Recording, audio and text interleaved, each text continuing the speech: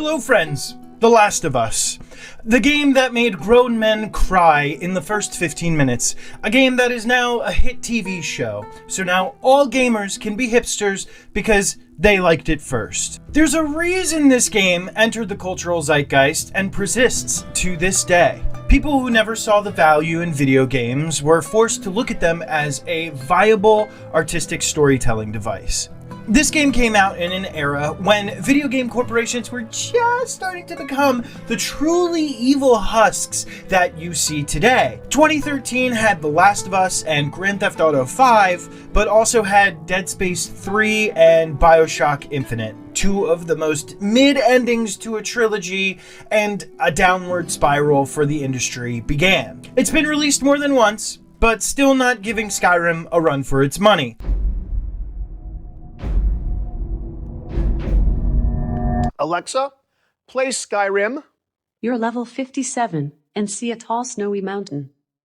Climb it. I'm playing the PlayStation 4 version because they're not getting any more money out of me. I don't want to pay full price for a remaster, guys. It's a remaster. If there are differences between the two versions, I doubt they're significant. I digress. We're here for my pain. Grounded is the hardest difficulty in The Last of Us, and it removes a lot of quality of life things that you'll see in the lower difficulties. You can't use your hearing to see through walls. You don't have a heads-up display for ammo or health. The latter really doesn't matter. You don't want to take a single hit in this difficulty. All resources are slim, both crafting and ammo. This is, well, Grounded. We open on a sleeping child and a single father coming home from a long day at work to a pretty huge house for a single income. Oh, right. 2013. This is Joel and his daughter Sarah. Their banter is something that Hallmark movies wish that they could emulate. Where did you get the money for this? Drugs. I sell hardcore drugs. Oh, good. You started helping out with the mortgage then. Yeah, you wish. Joel carries Sarah to bed, but she awakes later to Uncle Tommy calling and asking for Joel. He's not in his room, as it appears though things aren't going great. With the infection, show signs of increased aggression and... Move everybody out of here now. There's a gas leak.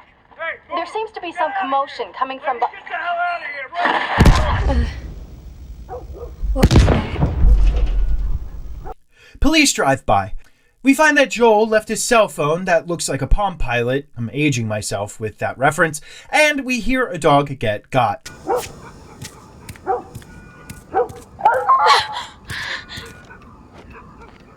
Okay, I know. I've had strong thoughts on killing dogs, but we don't see what happens to the dog. But if the dog did get got, well, Joel John Wicks the perp. Jimmy! Jimmy, I am warning you! Don't! Yeah.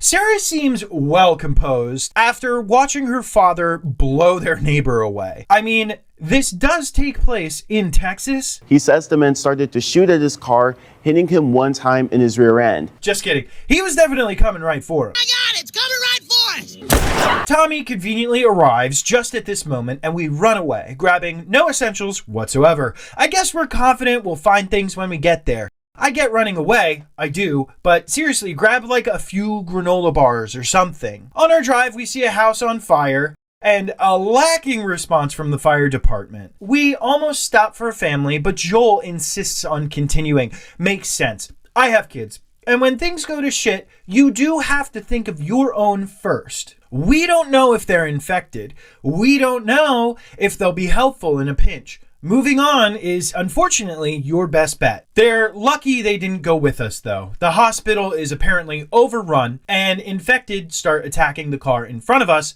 before turning their sights on us. Tommy is able to maneuver away, but we're T-boned, disabling the car and Sarah. After getting corralled down an alleyway, we run away from the infected, who are hot on our heels. We're saved by a soldier who then turns his gun on us. Shit. Joel falls, dropping Sarah. And Tommy gives that soldier what he deserves. Because, well, Sarah dies. Baby. Don't do this to me, baby. Don't do this to me, baby. Come on. No. Please. I have a question. Is this what a soldier really would do? I mean, the military are not the good guys in this game, but he could have sent them away, said that he took care of them. He was alone. No one would have ratted him out. I don't get the call from the higher ups either. Are they going to bomb all those cars that we saw on the bridge? If you assume that everyone is infected, then there's no saving survivors. I'm just curious what the priorities would be here. We awake. Summer, 20 years later. So for those counting, it is 2033. I will note that the show actually takes place, I think, starting in 2023. I would assume to make things more relevant. Just don't go thinking that I have my dates wrong here. Our ambiguous lady friend with benefits, apocalypse wife, whatever she is, arrives pouring herself a drink. And despite it being Joel's birthday, he's not into day drinking. The lady, Tess, had gone on her own this morning to do a drop that we were supposed to do together. We had a drop to make. Well, you wanted to be left alone, remember? And while it went off without a hitch, Tess has quite the shiner on her face. Who gave her the shiner? You want to explain this? I was on my way back here and I got jumped by these two assholes. Whose assholes? Robert fucking sent them. Listen, your first mistake was going into business with a guy named Robert, not Bob. A Bob is somebody you can trust. Easy peasy, right? Either way, Tess knows where Robert is hiding, and Joel opts to get vengeance immediately. Well, I'm ready now. Yeah? Oh, I can do now. We see that Boston is looking different. A notable lack of Dunkin'. The holidays run on Dunkin'. We see a ruined building in the distance and an unopened ration line. People are being forced into the street to be checked for infection. If it's a positive result, Get a life. No. I'm not infected. Hold her No, down. this can's wrong. Do it. Please. Eyes forward. Tess mentioned that there are more people getting infected and more people are sneaking out. Why? I mean, yes, I get that the quarantine zones suck, but is getting infected better? I'm legitimately asking because, spoiler alert, life out on the road doesn't seem to be much easier. As we enter through a checkpoint, the military is attacked by the Fireflies rebel group. Get out of here! Close it off! Fireflies! They've been trying to restore democracy, so of course the military is upset about this. Because of the closed checkpoint, we need to find another way through. Turns out the leader of the Fireflies is also looking for Robert. We need our vengeance, so it's important that we find Robert before her. The tunnel is blocked by this very old TV stand. Is that a CRT monitor? Do they have cable in the quarantine zone? Wouldn't having this here make the entrance even more conspicuous? I guess not. After entering the tunnels, we grab our gear. This includes a handgun and a gas mask. The handgun has 4 bullets in it, something that I won't be able to check unless I open our inventory. That's not a huge problem though, as long as you count your shots. After taking a nice stroll and finding a ladder, Tess and Joel discuss that Robert was supposed to get guns for them. He's obviously done something with them, so Joel and Tess are hunting him to figure out what. There are spores here, meaning the gas masks are going on. Turns out that bodies that succumb to infection release spores, making this an even more dangerous outbreak. A man is pinned under a filing cabinet. His mask broke and he is now infected. I opt to put him out of his misery, wasting a bullet. I probably shouldn't have done this from a survival standpoint, but we don't want any more infected running around, right? We find a group of infected called runners. I try to take them down quietly, but forgot the button prompts to successfully do it.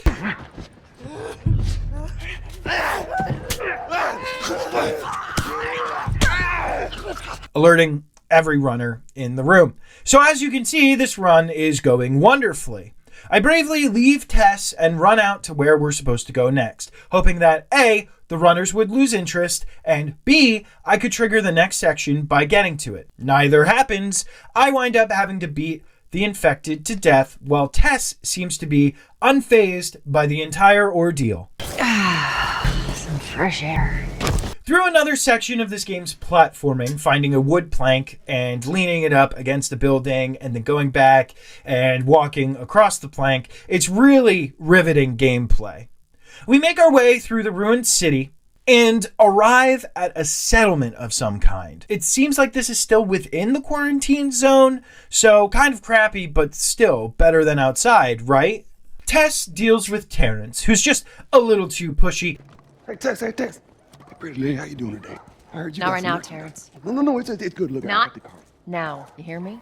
And we observe some cute pups. People here aren't friendly to me, but much friendlier to Tess. Even when someone tries to stop Joel, he stands down immediately after seeing Tess. Where do you think you're going? Malik, sit back down. Oh, sorry, Tess. Didn't realize you two were together. Go ahead. This man is concerning.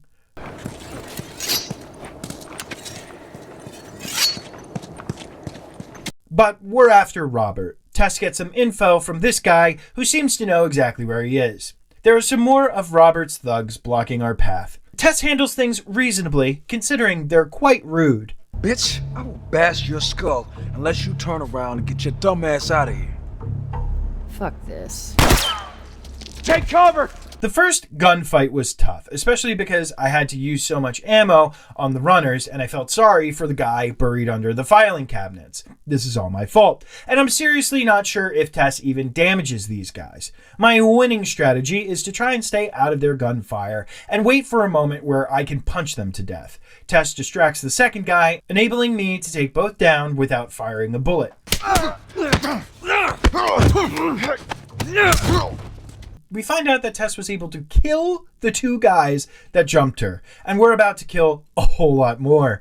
We sneak and take out the guy walking away as Tess takes care of hers.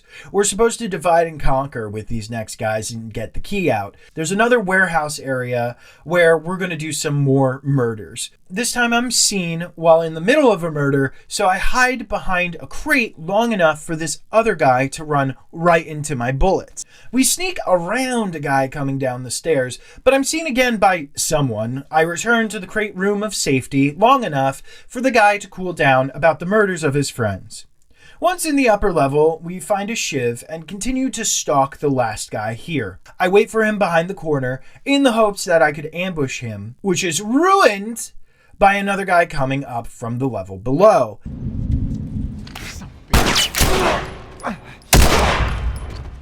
Tess bravely starts beating up the man with a gun, and I run in to finish the job. Tess and Joel have a seriously badass conversation. We should have brought more people. They just slow us down. Yeah, you're right. KK has nothing on these two. Let's just say I was one of this country's guard dogs, but I ran with a pack of strays. Ooh, yeah, real cool, KK. We got eyes on Robert, who looks just as trashy as expected. Now, here I do a little exploit that I learned while playing on a much lower difficulty. It still takes me a couple of times to pull off, but all it involves is taking this guy out after he stops talking. I'd still take my chances in here.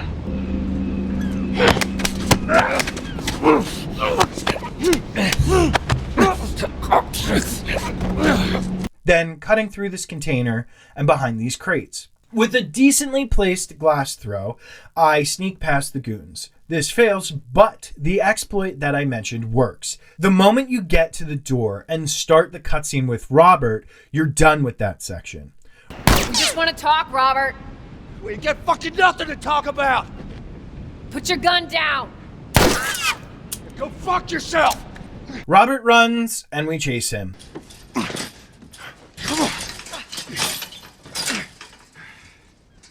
Well, hello, Robert. Tess. Joel. No hard feelings, right? None at all. All right. God damn it! We interrogate him to try and figure out where our guns went. And well, he's not very talkative, so... Who has our guns? I can't. Just give me a couple... Who has our guns? Robert admits he gave the guns to the Fireflies, but they weren't his to sell, and it seems as though they're going to be very difficult to get back. Robert suggests that we team up. They're basically all dead. We could just go in there, finish them off. We get the guns. What do you say? Come on. Yeah, fuck those Fireflies. Let's go get them. That is a stupid idea. Joel has the same reaction I have when my child doesn't take a nap until 5 o'clock at night. Well, now what? Queen Firefly Marlene shows up and we reveal that Robert is deceased. Tess demands the guns back from Queen Firefly and she refuses. The guns he gave you, they weren't his to sell. I want them back. Doesn't work like that, Tess. The hell it doesn't. I paid for those guns. You want them back? You're gonna have to earn them. But she doesn't want ration cards, which I guess are the currency that people have now. Are they worth anything if the ration line closes? Marlene doesn't want the cards. She needs something smuggled out of the city. Joel makes some good points. How do we know you got them? Well, I hear the military's been wiping you guys out. Marlene agrees to show us the weapons as proof, but the military shows up, requiring us to run. We follow Marlene to the rooftops, witnessing what appears to be the last resistance of the Fireflies in this town. She's losing a lot of people in the fighting, which is part of the reason she's turning to us. There are soldiers blocking our path to a door under this bridge. After taking down a couple of soldiers with Marlene, we start to sneak our way around. We're almost seen by a soldier, but manage to take him out as the military executes some Fireflies. Back through the building for a safe route to take out another soldier standing here.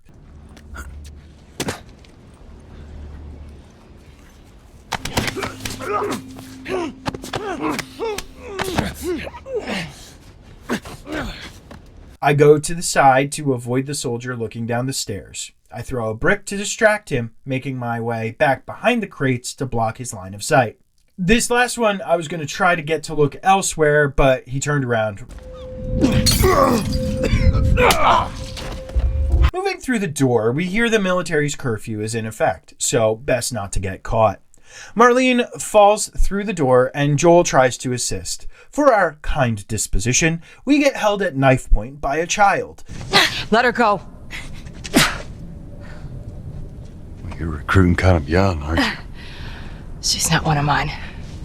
This is the cargo that we need to transport to the Capitol building outside of the quarantine zone. We split up, me taking the girl, her name is Ellie, and we're both not a fan of this arrangement. You'll follow me. You can verify the weapons. I can get patched up. But she's not crossing to that part of town. I want Joel to watch over her. Whoa, I don't think that's the best Ellie. idea. Him? How do you know them? I was close with his brother Tommy. Said if I was ever in a jam, I could rely on him. Was that before or after he left your little militia group? He left you too. Marlene is trusting of Joel due to her knowing Tommy, our brother, from the beginning. Apparently, he became a Firefly. Seems as though Joel and him have gone their separate ways since we last saw them. Begrudgingly, we take her to another location. We go through a courtyard with a bunch of dead Fireflies. The military seems to not have very good eyesight as they drive right past us, even though we're pretty much in the open. Moving a dumpster, we get up the fire escape and make our way into the building. We attempt to inquire about Ellie's past, but she responds with the attitude you'd expect from a 14-year-old. Look, I'm not supposed to tell you why you're smuggling me, if that's what you're getting at. You don't know the best thing about my job. I don't gotta know why. To be honest with you, I give two shits what you're up to. Well, great. Good. We know that Marlene was her mother's friend and her parents are gone. That's about all we get. Arriving at the secondary location, this is one of my favorite interactions between these two. What are you doing? Killing time. Well, what am I supposed to do? I am sure you will figure that out. Your watch is broken. Ellie cuts deep with her watch comment and asks us about our nightmares. We see the contrast between the wall of the quarantine zone and the darkness beyond. Ellie says, Can't be any worse out there. well, Ellie, spoiler alert, you're wrong. After briefly speaking with Tess, we continue through another inexplicably hidden tunnel out to beyond the wall. Military patrols and their lights are what we have to look out for right now. We see that Red Lobster is not doing well even now. Through the abandoned truck, we're ambushed by the military. Damn it, Joel, all you had to do was look to the left. I thought these were professionals. Ellie apparently doesn't support the troops.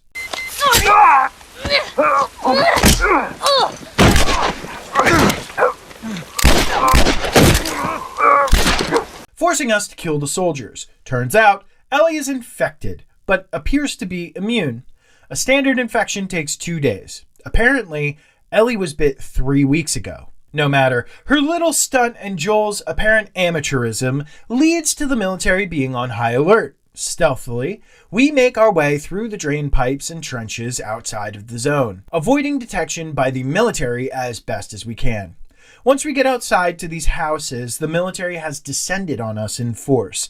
The best way to avoid them is to head over to the right of them. Once in this house, I throw a brick out of the window to run them around. This doesn't work great, as the guy upstairs sees me. After failing this stealth check, I run. Once you're through the truck, all you have to do is run to this tunnel. I take a few hits, but manage to survive. Not perfect, but I'll take it. Tess is far more on board the immunity train than Joel. Whatever happened to me is the key to finding a vaccine. Oh, Jesus. It's what she said. Oh, I'm sure she did. Hey, fuck you, man. I didn't ask for this. Me neither. Tess, what the hell are we doing here? What if it's true? I can't... What if, Joel? I mean, we've come this far. Let's just finish it. Do I need to remind you what is out there? They leave Joel standing.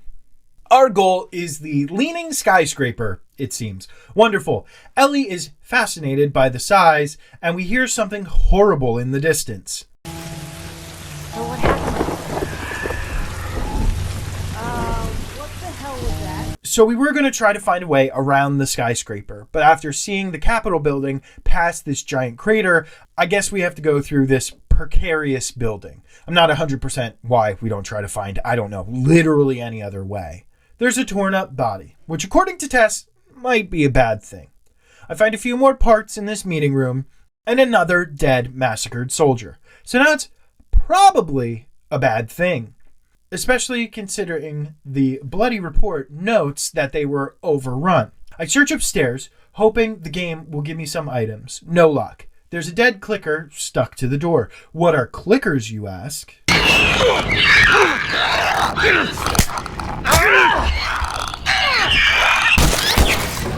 So now it's definitely a bad thing. When we search the previous room, we find some supplements. Not enough to make any difference, and some tape.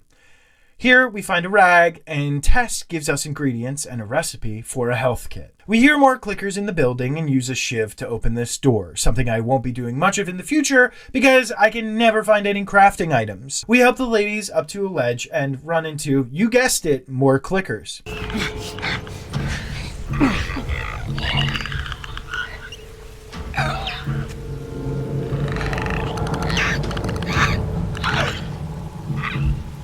A couple careful throws draw the clicker away, with enough time for me to climb the ledge with Ellie and Tess. Moving a cabinet that somehow made its way to the stairs, we're forced to walk on 20-year-old scaffolding. Did the world collapse so quickly that window washers weren't able to get these things down? Now this part had me thrown. I knew it was coming, and I knew the initial strategy. After a few deaths, I was able to come up with the best way of dealing with this section.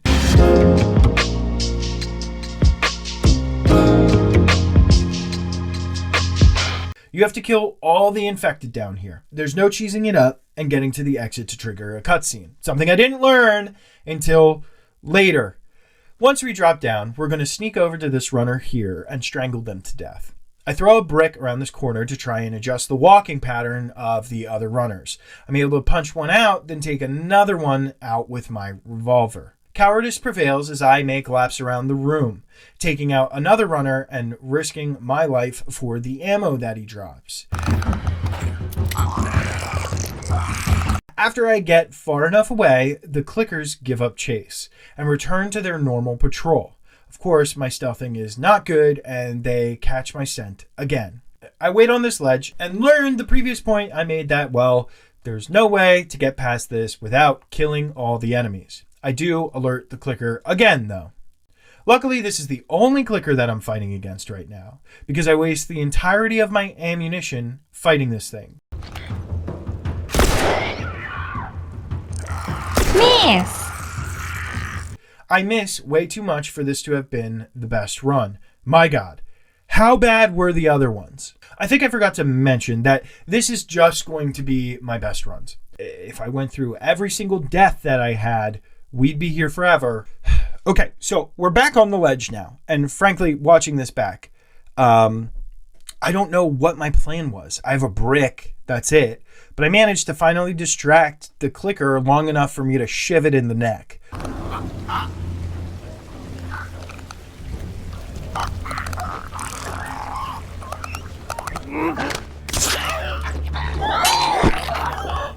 What a terrible play. I should have restarted this. Tess says, I'm impressed, Joel. I pull the cabinet thing that I shouldn't have before and grab a granola bar off the desk. This increases my health, even though I'm pretty sure that thing is long expired. In this MC Escher-esque area, I'm able to find some supplements by shimmying along this ledge, and we enter the subway. There's a dead Firefly soldier with a very useful Molotov cocktail. Yep. These guys aren't doing well in or out of the city. There's also some supplements along the phone booths. Searching another dead soldier, we find that they were heading to a meeting point at the Capitol building, meaning who we're looking for might still be alive. When we climb under the debris, there's another infested area. Over there, see him? Shit. God, we're almost out. Okay, Joel, you take point. I'll watch the rear. Ellie, no matter what, you stay right on his heels. Sure. We need to try and sneak around these clickers and runners. Immediately behind us, there's a locker with a shiv inside. Typical, I imagine, of Boston public transit.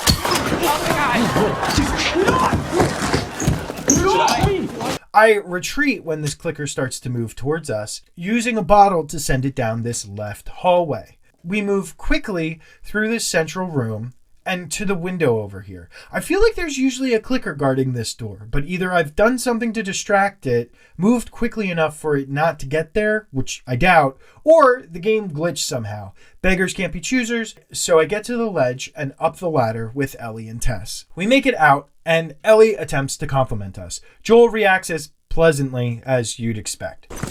You guys are pretty good at this stuff. It's called luck. And it is gonna run out.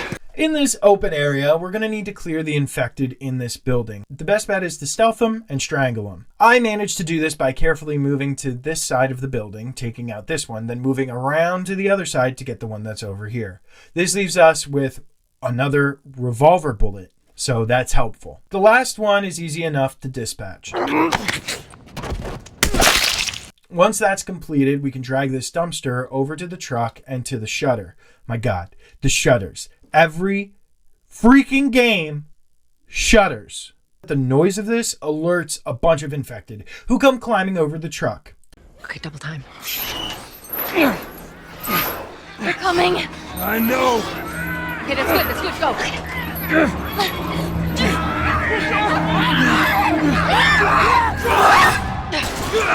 We're fine, but there's a bit of dark humor displayed that I think is just great. You got something on your shoe.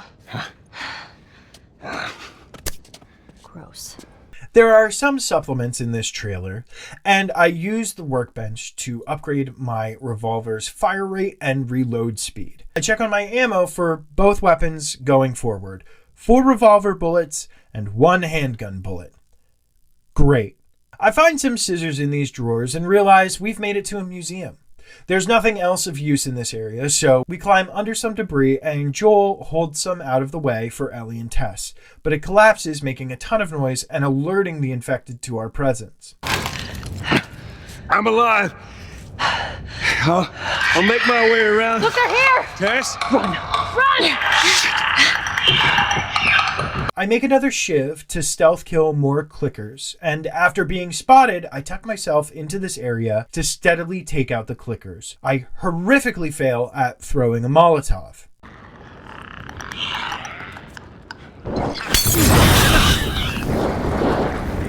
But I have supplies to make another one. The second throw is more effective,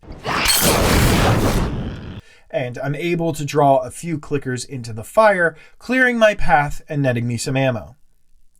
I stay crouched in case I miss some enemies, but it seems like the well-placed Molotov was enough to ensure my safety. In the restaurant, I search the cabinets and drawers and use one of my shivs to open the door here. There's useful stuff in here, so maybe this was the correct call. I didn't use any ammo in the fight I just experienced, so I'm sitting pretty right now.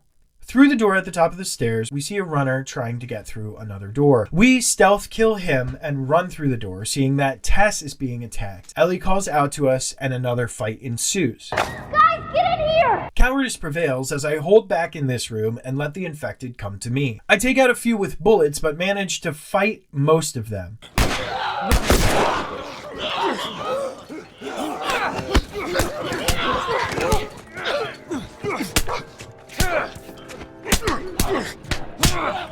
Someone has to comment on my very effective skills. Shit, Joel. I'm sorry, what did you expect? I can't talk through my issues with this guy. We make it out and head to the roof of the building, using the board to bridge the gap between the fire escape and the rooftop. Ellie acts like a 14-year-old. Watch your step as you're going up, because it's going to be a little... And they have a nice, touching moment on the roof. So is that everything you hoped for? Jury's still out. But man, can't deny that view. And Joel, in a moment of weakness, glances at the watch Sarah gave him. Tess is a bit terse with us as we linger a little too long for her liking. Look, we're almost done. Stay focused. Yes, ma'am. We're now much closer to the golden roof of the Capitol building. And after navigating the stairs, we find another dead firefly, which doesn't bode well whatsoever. After moving another dumpster and getting the ladies over, we follow the road. Ellie admits she can't swim and also tries to say she's thankful for what we're doing. She's glad Marlene sent us to go with her. I know you guys are getting paid for this, but I'm trying to say thanks. Yeah, sure thing. Tess seems off-put by her gratitude, or maybe Tess realizes that the job is almost over, in more ways than one. Because as we open the door to the Capitol building, we find... No. No, no, no. The fireflies that we were sent here to meet are all dead. Tess frantically searches their bodies, and Joel interjects, wondering why this suddenly means so much to her. How far are we gonna take As far as it needs to go. Where was this lab of theirs? Oh, she never said. She only mentioned that it was someplace out west. What are we doing here? This is not us. What do you know about us? About me? I know that you are smarter than this. Really? Guess what? We're shitty people, Joel. It's been that way for a long time. No, we are survivors. This is our chance. It is over, Tess! I'm not going anywhere. This is my last stop.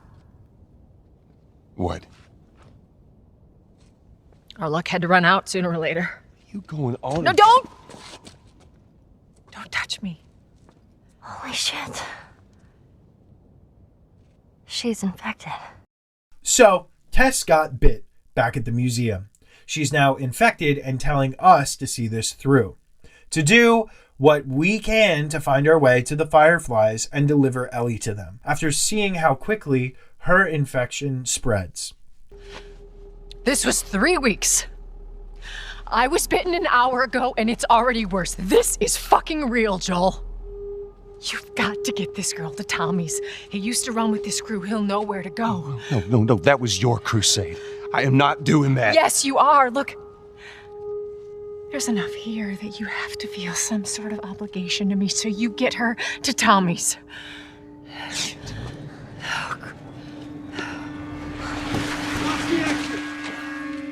They're here. Damn it.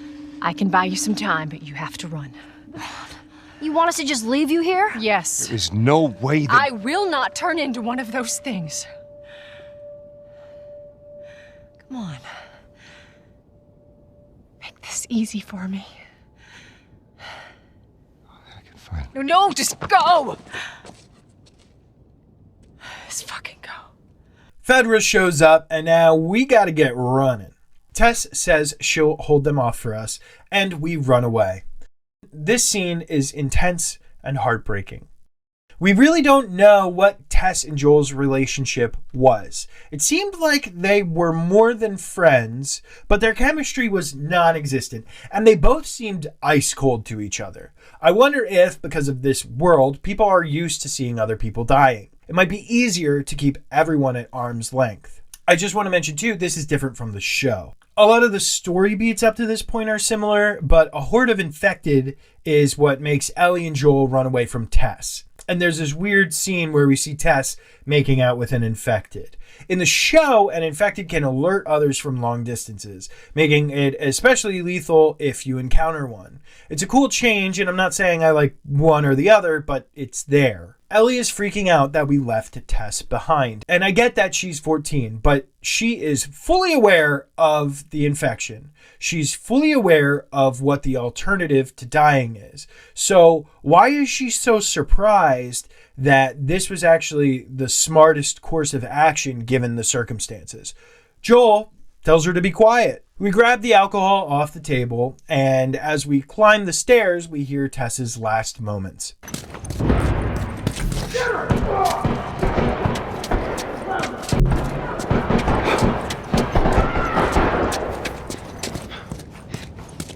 Turns out she was able to kill 2 of the military guys before herself getting shot. An absolute killer till the end. Pour one out for Tess, friends. After jumping across to another building, we find the hunting rifle and press on.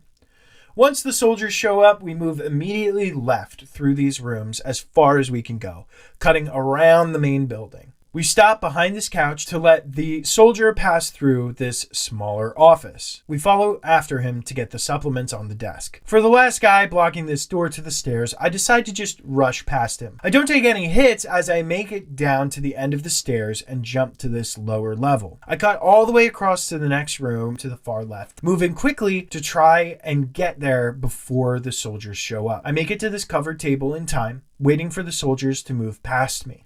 I try my best to get as far as possible in this columned room. Ducking behind the barriers laid out here, I wait until both soldiers in this room face away from me.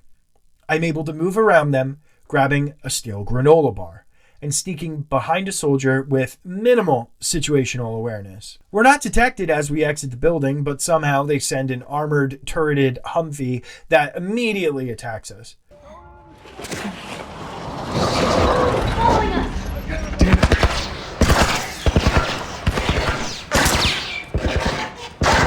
Deeper into the subway, we find the place covered in spores. Ellie grabs us as we enter the next room, and Joel seems surprised that Ellie isn't wearing a gas mask. I mean, we covered that she's immune, but wouldn't just the particles be a problem in her lungs? Whatever, we have to get away from the soldiers that are now hunting for us in the subway, moving immediately to get out of the first one's sight, then through the first door of the subway car, and out the one across from it. When we land, we're not initially detected by the enemy. We run over to the left car in an attempt to get more cover, but it doesn't seem like they chase us. At the end, Joel takes a dip, but Ellie reminds us that she can't swim. So she's going to follow the path that she's on while we dive under the train cars. There's a ledge with a dead body and a note. Ellie loots the corpse without hesitation. Hey, look, it still works. We dive down this alcove in an attempt to search for supplies, but either find nothing or I'm just not brave enough to stay down here and search long enough. I find a wooden pallet that I can use while swimming to ferry Ellie across. When I was first playing this, I thought that if I moved too much, Ellie would fall off. Not the case, so we whip her right around over to the ledge and she gives me a ladder to get up. I love that you can hear the frogs down here. It's like nature is just doing its thing right now without people around. Reminds me of all those nature is healing posts during COVID. Guess what? Nature's fucked again. Upon exiting the subway to fresh air and sunlight, Joel lays down the law with Ellie. A bit too harshly, if you ask me. I don't even know what Here's how this thing's gonna play out. You don't bring up Tess. Ever.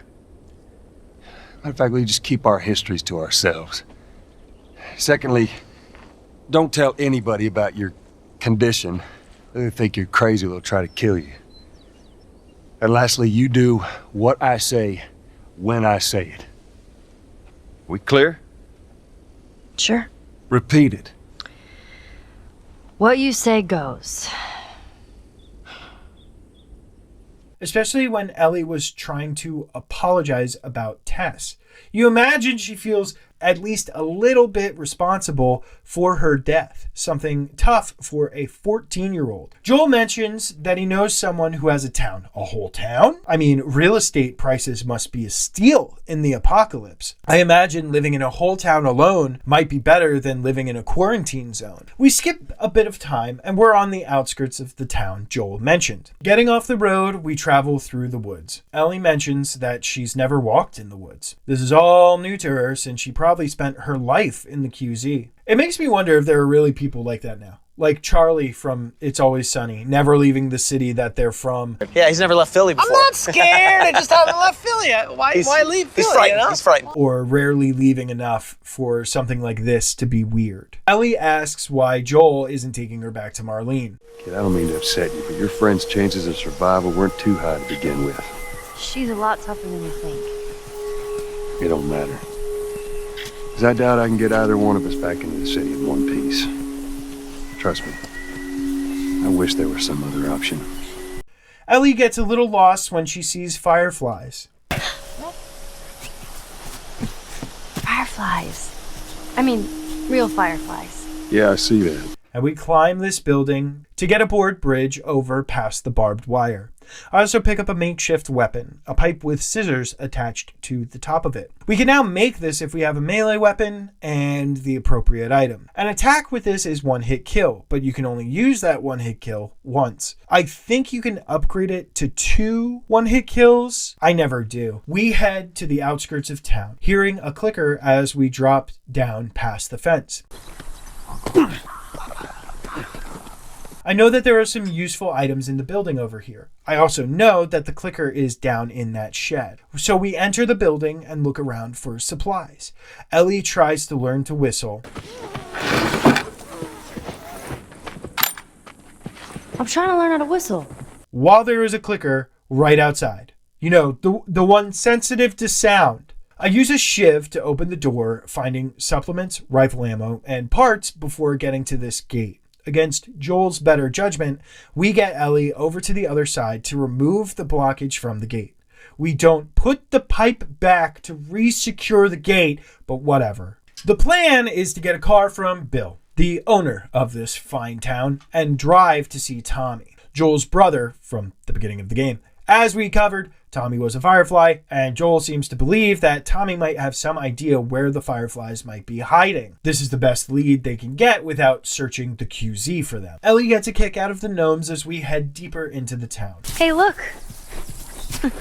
Gnomes. Yeah, those are gnomes. Man, I had an art book filled with these. I always thought they were super cute. Not fairies, though. They creep me out. All right, Ben. Up these stairs on the side of the building, I find more parts and head inside. Ellie sees an arcade game, wishing that she could be able to play it. We search the kitchen and bar area, finding some scissors. There are more parts by the dumpster behind the building. The town is peppered with evacuation notices, and we see that it has been pretty well fortified, Joel mentioning that this is Bill's handiwork. In the music store, we find tape and some parts in the bathroom. Ellie mentions how sad it is that the music is just sitting here with no one to listen to it, with no one who will ever listen to it.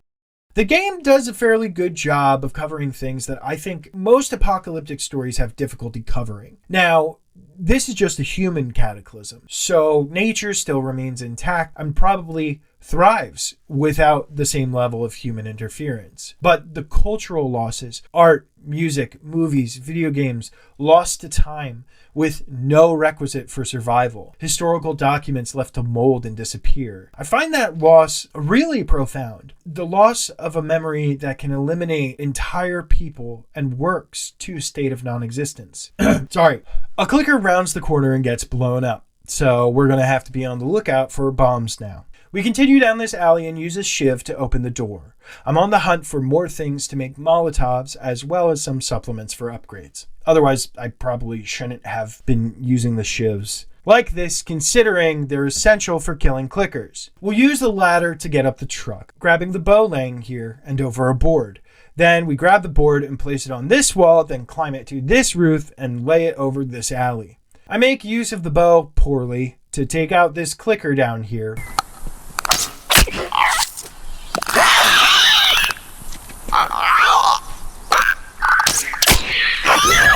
Oh man. The bow is exceptionally powerful and silent, but has a weird way of firing. You have to account for the drop of the bow, and the sway is really rough. I do manage to kill the clicker using an unacceptable amount of arrows, but I'm able to get a couple of them back. Joel warns Ellie, when we get there, you let me do the talking. You understand? I understand. We gotta be clear on this. You don't take too kindly to strangers. All right. Ellie agrees to our terms, but as we'll see later, doesn't really take them to heart. After climbing down this ladder and ducking under a trap, we hear pounding on a door. Yeah. Not what you want to hear in a mushroom zombie apocalypse. I head in the opposite direction of the door, shooting this trap to clear an opening in the fence.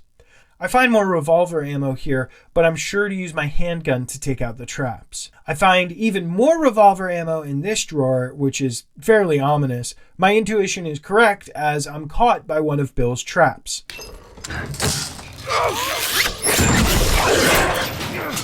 I'm not the best shot, but I am hanging upside down at the moment, so I'll have to give myself a pass. I realized quickly while playing this that you actually have unlimited ammo right now, so I'm not going to worry about trying to headshot everything. The only thing you need to be concerned about is your reload time and how much danger yourself or Ellie is in. Once you get halfway through the battle, you'll be lifted higher in the air. At this point, you'll need to focus entirely on Ellie to make sure she isn't killed. After enough time passes, you'll drop to the floor, bringing the fight back to you, and I'm pretty sure ending the infinite ammo. We're attacked by an infected, but after a quick time event, we're saved by a masked marauder with a machete.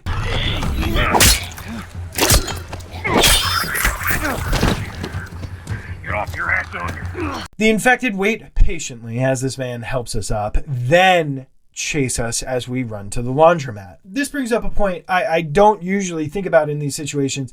Everyone must smell awful. There's no deodorant, no soap. I mean, you could wash yourself in a stream or river or something, but would that get the smell out? I saved the scissor for this battle, using it on a clicker as it walks into the room. With the pipe, I take out the other infected with an assist from Bill. Through this truck, we make it to a door that I guess is more secure because the infected don't manage to get us in here.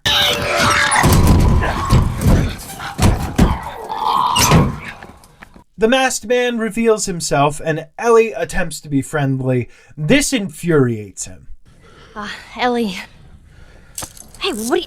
Joel? Bill! What are you doing? Bill! Let me go. Turn around and get on your knees. Just calm down a second. Turn around All right. and get on your knees. Don't test me. Just take it easy. Any bites? No. Anything sprouting? Oh, God damn it, I'm clean! If I see so much as a trick. Ow! Stop! Son of a bitch! As you've probably figured out, this is our friend Bill, or frenemy by the way he's acting. This whole interaction with Bill and Ellie is my major gripe with the Last of Us TV show. Ellie and Bill never interact. And I think that these interactions are really what lets you start to see the kind of person Ellie is. She's spunky and fearless. I say this because she hits a guy with a gun with a pipe. And Ellie ignores everything that Joel told her before. You let me do the talking. You understand? I understand. Who the fuck is this punk and what's she doing here? I am none of your goddamn business, and we're here because you owe Joel some favors. And you can start by taking these off. I owe Joel some favors. Is some kind of joke? I'll cut to the chase. I need a car. Well, it is a joke. Joel needs a car. Well, if I had one that works, which I sure as hell don't, what makes you think I'd just give it to you? Huh? Yeah, sure, Joel, go ahead. Take my car. Take all my food, too, while you're at it. By the looks of it, you could lose some of that food. Listen to me, you little shit. No, fuck you! You handcuffed I me! need you to shut up. All right? Joel stands his ground, basically demanding that Bill help find them a car. We find out that there isn't a working car here, but there are parts that we can get to assemble a car, because, as you know, this is a video game. Bill does know where we can find a battery and tells us, Best stay right on my ass. Can't miss it. Knock it off. We look around the bar area for some crafting items and pick up a fresh pipe. After Bill unlocks the door, we head upstairs. Bill seems to have been alone for a while. Can't believe you agreed to this bullshit, Bill. What you should have done was just left him back there. There's some supplements on the stove, and Bill starts asking about Tess. What kind of trouble are you in? Where the hell's Tess? It's just a job. Simple drop-off. What are you delivering? That little brat? Haha, fuck you too. And Bill reveals we're going to a safe house to get guns before we head to a heavily infected side of town to get a battery for our car. While Bill beheads an infected, we deflect about Tess. So, you didn't answer my question about Tess. I thought the two of you were inseparable. She's busy. Yeah, sure. Busy. Sounds like might be trouble in paradise. Yeah, something like that. Telling him that she's busy instead of getting into her untimely end. Ellie asks a frankly silly question. So, why don't you fix one of these cars? Oh my God, you're a genius. I mean, the whole time, why on earth hadn't I thought about fixing one of these cars? Okay, don't be a dick. We're attacked by infected outside of the safe house. I take the closest one to me out with an arrow, running back behind these cars. 2 clickers and 2 runners remain, so the key here is to keep moving. If I get cornered and one of those clickers gets me, it's game over. I miss a shot with a bow, spending my last arrow. I do have 11 revolver bullets, which should be enough for this encounter. Bill is in a bit of trouble, so I pipe this runner to death. He's acting as a pretty good distraction for the other runner, but the clickers are closing in. I run back to the ambulance again in order to create some distance. After getting 3 shots down on a clicker, a runner comes from the other side of the ambulance. Bill and I take her out. The encounter with the runner has me hurting. Not that a hit from a clicker wouldn't mean lights out anyway. I use the remaining revolver bullets, managing to take one of the clickers out. But I have to retreat and switch to my rifle to finish them off. Luckily, the bodies have useful ammo to loot, so this encounter wasn't a total loss. Bill keeps talking to himself before leading us to a safe house. He explains his philosophy of staying within heavily infected territory. You picked a hell of a place to hole up, didn't you? You know, as bad as those things are, at least they're predictable. The normal people that scare me. I find some parts in the churchyard and we're led into a cellar. Ellie and Joel get into the gun argument again. What? I need a gun? No, you don't. Joel, I can handle myself. No. I mean, the whole gun thing, it just makes me really hot. Yeah. Well, it's a hot issue, and I'm getting hot about it, too. And Bill tells us a story that feels similar to every conversation divorced men had with me before I got married. Look, let me tell you a story. Once upon a time, I had somebody that I cared about. A partner. Somebody I had to look after. And in this world, that sort of shit's good for one thing. Getting you killed. So you know what I did?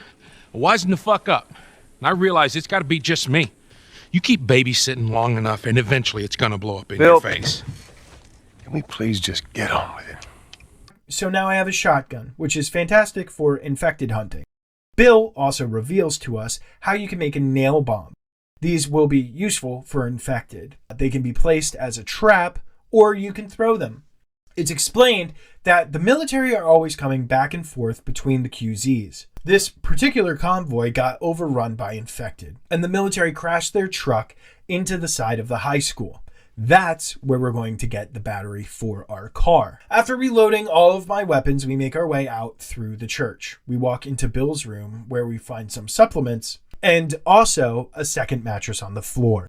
Maybe that story Bill told us wasn't really from a while ago. We head out the window into the back garden cemetery. We can see our goal in the distance. Ellie gives Joel a little of that post-apocalyptic teen angst. Oh, man. Yeah, come on. You don't need to be looking at that.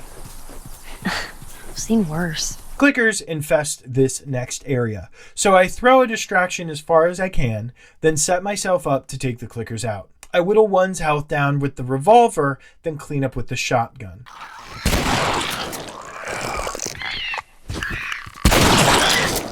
Moving forward, I make a second bomb to accompany the one that Bill gave me and head over to the second area. I throw a brick to try and get all the clickers into the same place, then throw a bomb. One clicker still lingers, so we cut around this mausoleum or whatever and get back to the trees, grabbing a bottle just in case I need to cause another distraction. There are 2 more clickers hanging through this stone archway, and we will not be able to open the door to the next area with them there. I find 4 shotgun shells in the carnage left by the bomb I threw, and find that the clickers in the next area are in a perfect position for a bomb throw. The clickers are triggered by the noise the bomb makes, which does make this a pretty good technique for clearing them out. The lingering clicker still lingers, and my patience runneth thin. Through this gate, we find 2 runners facing away from us. At a slow pace, we're able to round this corner in the fence and stealth this runner standing in the alleyway that gives us some ammo. Carefully, we move forward to this garage, grabbing some parts that are inside. I'm able to look around a corner and get a good look at a runner headed my way. I get caught by him, but manage to take him out and run away before any other infected get to me.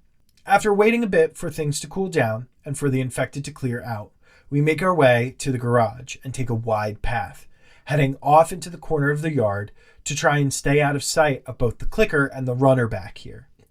After getting to the doggy door and clearing it for Ellie, Bill puts his hat in the ring for the gun argument. Maybe you should have given her a gun.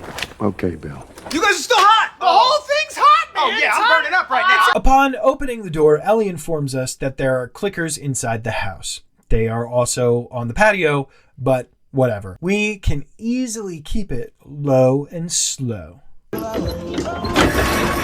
I don't even try to take out the clickers here, something that saves me both time and ammo. But I do almost kill us all by knocking over a box to get some parts. Once we get to the RV and climb over, there's a house that we can enter. Past this is the school, so I search the house for any loot that I could possibly find. I also read the diary of a boy that is going through the apocalypse. I don't really know what I would do in this circumstance. From a prepper standpoint, I am woefully unprepared for anything like this. And while we all would like to think that we would be survivors, I doubt most of us would make it. Ellie comes up to apologize about Tess, but Joel is about as receptive as analog TV. Yeah. I just want to say I'm sorry about Tess. That's it. I won't bring it up again.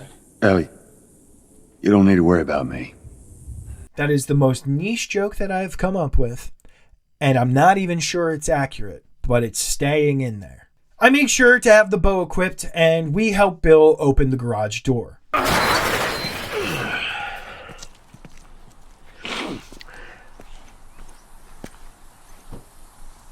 What'd I tell you? There's that truck sticking out of the school right there. Come on. There are a gaggle of infected surrounding the school. Bill says not to make a sound, but we're going to have to kill all of the infected in order to progress for reasons that I will point out later. I make a beeline for this low brick wall, following this infected, taking him out quietly. I lock in on the next infected, which is the one walking towards this cop car. I try to be stealthy, but fail miserably, and I'm able to take the remainder out with my fists and the shotgun. So, not as stealthy as I would like, but we're still not done here. Just past these buses are the reasons that I mentioned earlier. Ellie, run! Run! Coming from everywhere! There's no way to avoid triggering these infected, so it's better just to confront them with the shotgun. With this, I managed to damage and take out multiple infected at once. After that abject failure, Bill has the audacity to say, Well, that was easier than I thought it'd be. We get up the bus to the ladder, which we climb and make our way to the truck that's sticking outside of the school. I run immediately around the truck to the window at the back of the school while Bill and Ellie take their sweet, sweet time getting in. It's a battery! Come on, Bill! Windows open! Hurry!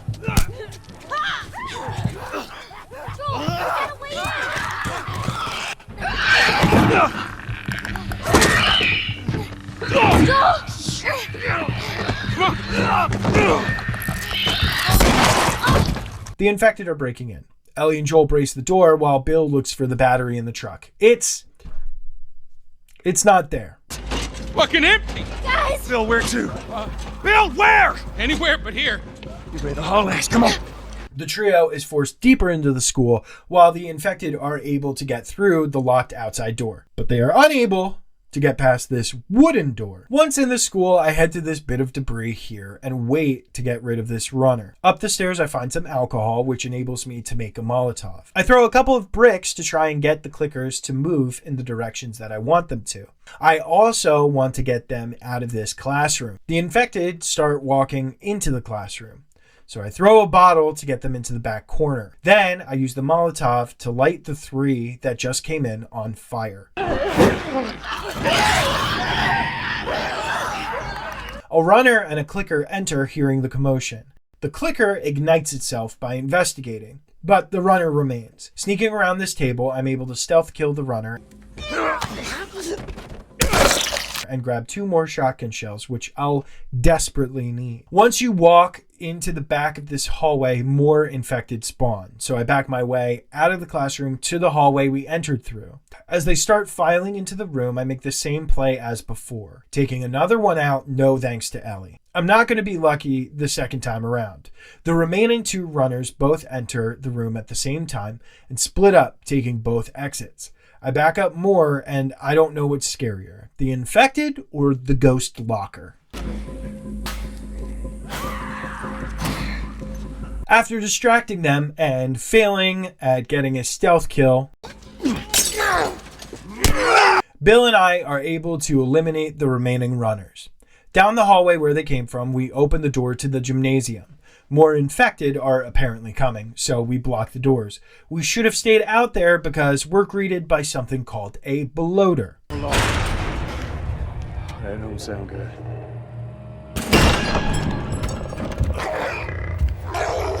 This brutish jock is what happens when an infection goes on for too long. And now we have to deal with it, as well as the infected that start spilling into the gym. I cut back behind this grouping of items to shield myself from the first spore bomb, getting a few shots off before the second. I'm trying to hit the lighter, glowing pustules to deal the most amount of damage. Not super successful, though. I take out the shotgun to stun the first batch of runners and cut across the gym, trying to put more distance between me and the bloater. I have to run back to try and save Ellie, but Bill is actually helpful and stabs the assailant. I'm closer than I'd like to be, but this is the best time for me to shoot what shotgun shells I have remaining into the bloater. The runners dropped valuable ammo that keeps me in the fight for a little bit longer. I switch to the rifle, but my plans are foiled by cover and a runner who has honed in on me. I don't want to waste my rifle ammo on him, so I try to punch him, but move before the bloater approaches. I finally take out a weak point with the rifle and manage to do so before another spore bomb is hurled our way. After a close call, I take out another weak point, still having to avoid the runner who is ignoring my cohorts. I spend the last rifle bullet and switch to my revolver, which now has 2 bullets. I'm injured, and every shot counts now. While both connect, the bloater is still coming. I make a quick switch to the bow. Again, only 2 shots. In the distance, I see another runner jump down. I make a break for him before he can get his footing and challenge him to fisticuffs. From this, I get 1 rifle bullet, but I'm going to try and get around the bloater to the shotgun shell that I saw when I ran at the runner. I miss with the arrow, but manage to take down another runner. After collecting the loot here, I get back around and retrieve the arrow and the shotgun shell. 1 more arrow takes down the bloater.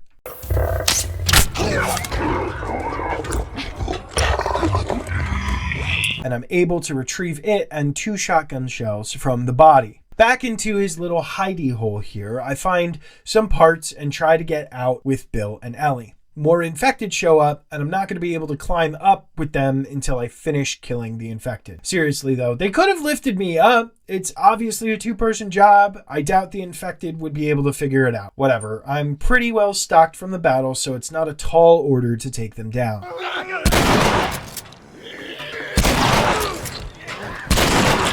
After exiting the school and getting to this back alley, more infected attack. I have to down 3 of them before I have to get to the ladder.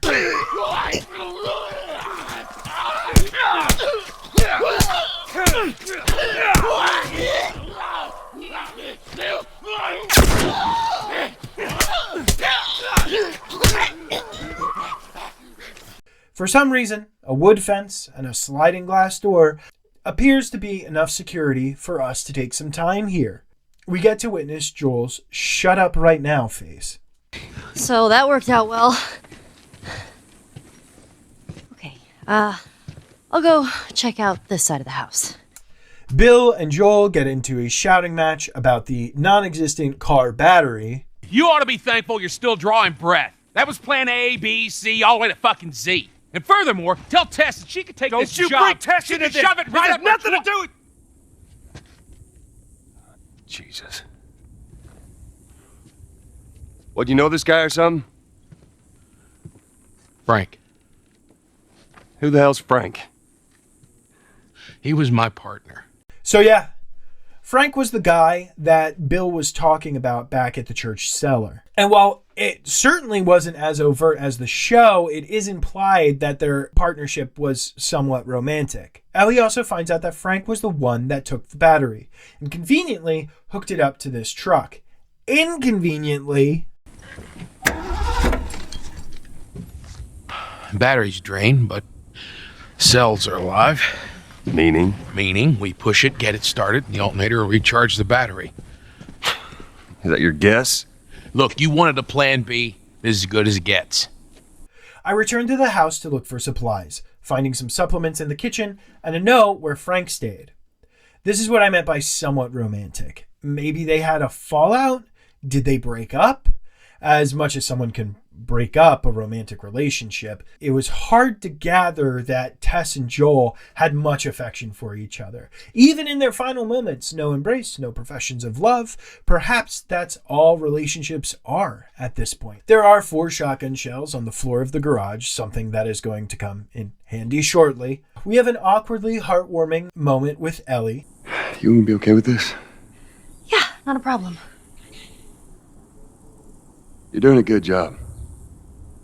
I figured you should know that. I won't let you down with this.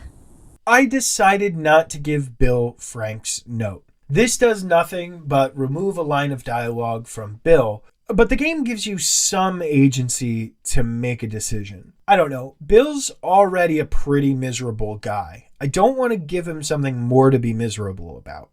Apparently this truck is stick? How rare is that? This game came out in 2013. How many trucks did they make in stick?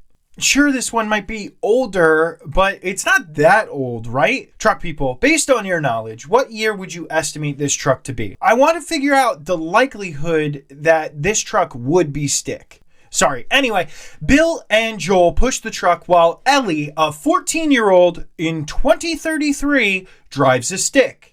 This alerts the neighborhood HOA that someone is driving a rusty truck in their neighborhood. They react with about the same hostility as a typical HOA, but we're able to treat them the way people only dream about treating their HOA.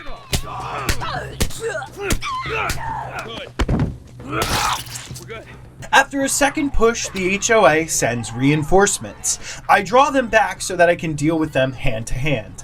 I manage to take one down but put Ellie in danger. I have to run back to the car and hope that Bill can aggro some of these guys. This doesn't happen, but the shotgun is my very best friend. I gather the ammo left around and return to push with Bill. I do the same strategy as before with a little more success, and after dispatching the other infected, we go back to pushing. The engine starts as Ellie drops down the hill, but the sound is going to send infected our way. I kite them around, but once Joel gets to the truck, the cutscene starts and we're safe. Go, Lord!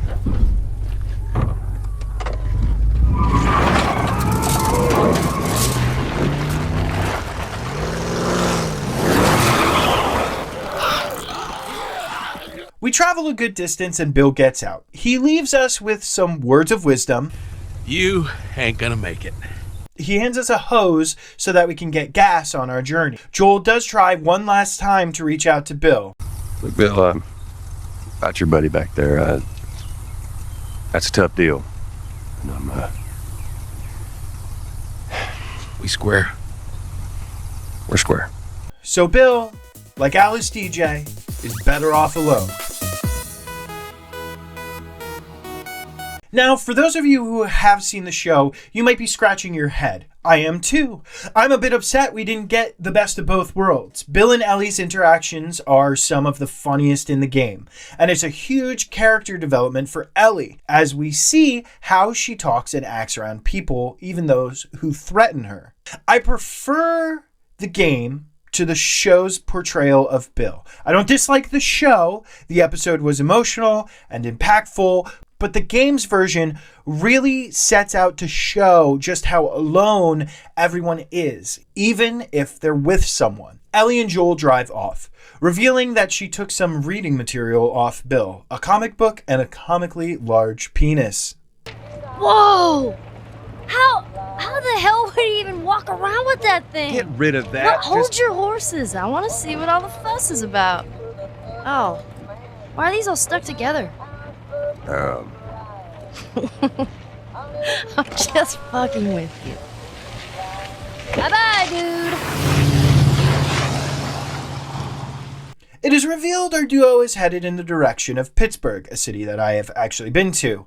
But how are these roads still in shape after 20 years? They must be awful to drive on. As we reach the city, our path is blocked, forcing Joel and Ellie to head deeper in. A prospect that Joel isn't thrilled with, and we find out fairly quickly why. Easy. Please! Holy shit. Help! Are we gonna help him? Put your seatbelt on, Ellie. Well, what about the guy? He ain't even hurt. This is an obvious trap, and one that Joel seems familiar with. These bandits are prepared with a whole damn city bus to stop anyone who doesn't fall for the ruse.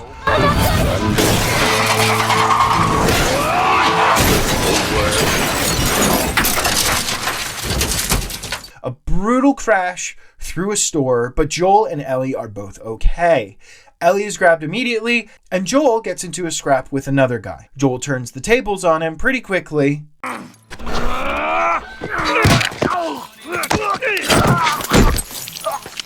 And runs to the guy assaulting Ellie to bash his face in. The bandits run for us through an opening that Joel cut out with the truck. Tucking left, immediately we jump over this broken window and post up behind this dumpster, waiting for this first guy that we take out with a brick. Check over there.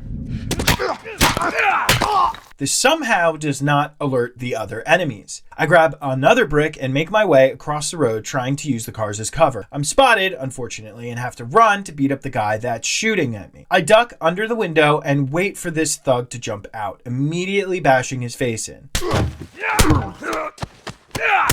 More of the bandits are coming to visit, so I try to hide myself back in the store. There's a guy that seems to teleport to the back that I manage to take out with a board. Again, this is done without alerting anyone else.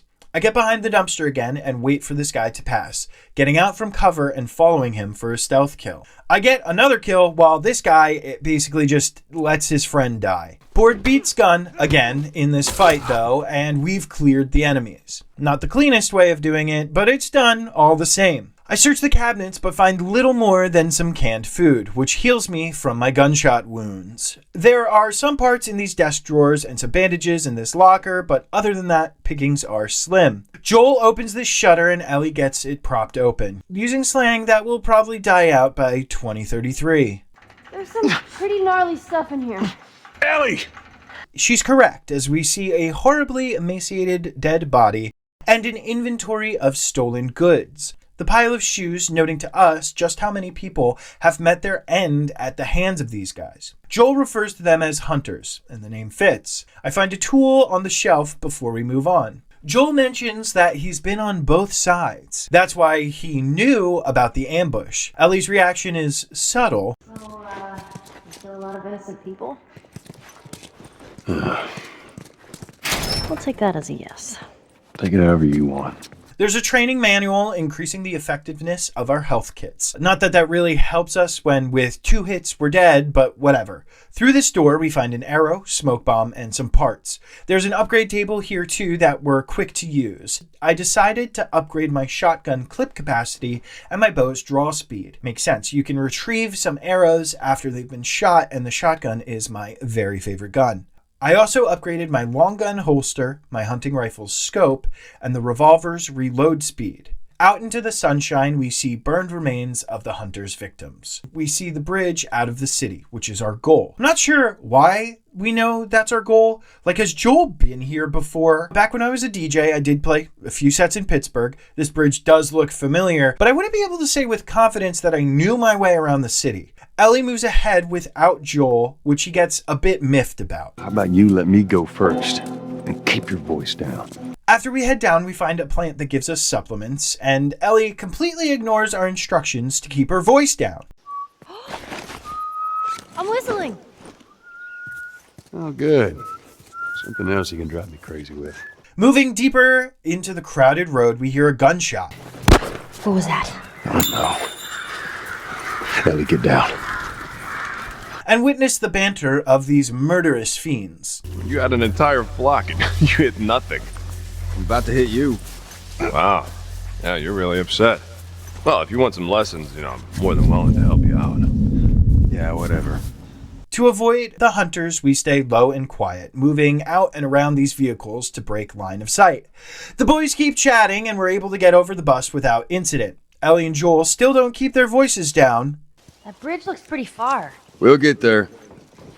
And Ellie mentions that it's strange seeing a checkpoint without any soldiers. But Joel responds that most zones look like this, abandoned for years and left to the elements. We go through this very noisy gate. I hear hunters. And we hear more hunters in the distance. The hunters are talking about a woman that has been giving them trouble. It's no one that we know, but I like this little bit of storytelling. I will say the show's rendition of this entire sequence is much better. We head upstairs and get behind this hunter, moving over to the stairs to avoid him when he turns around.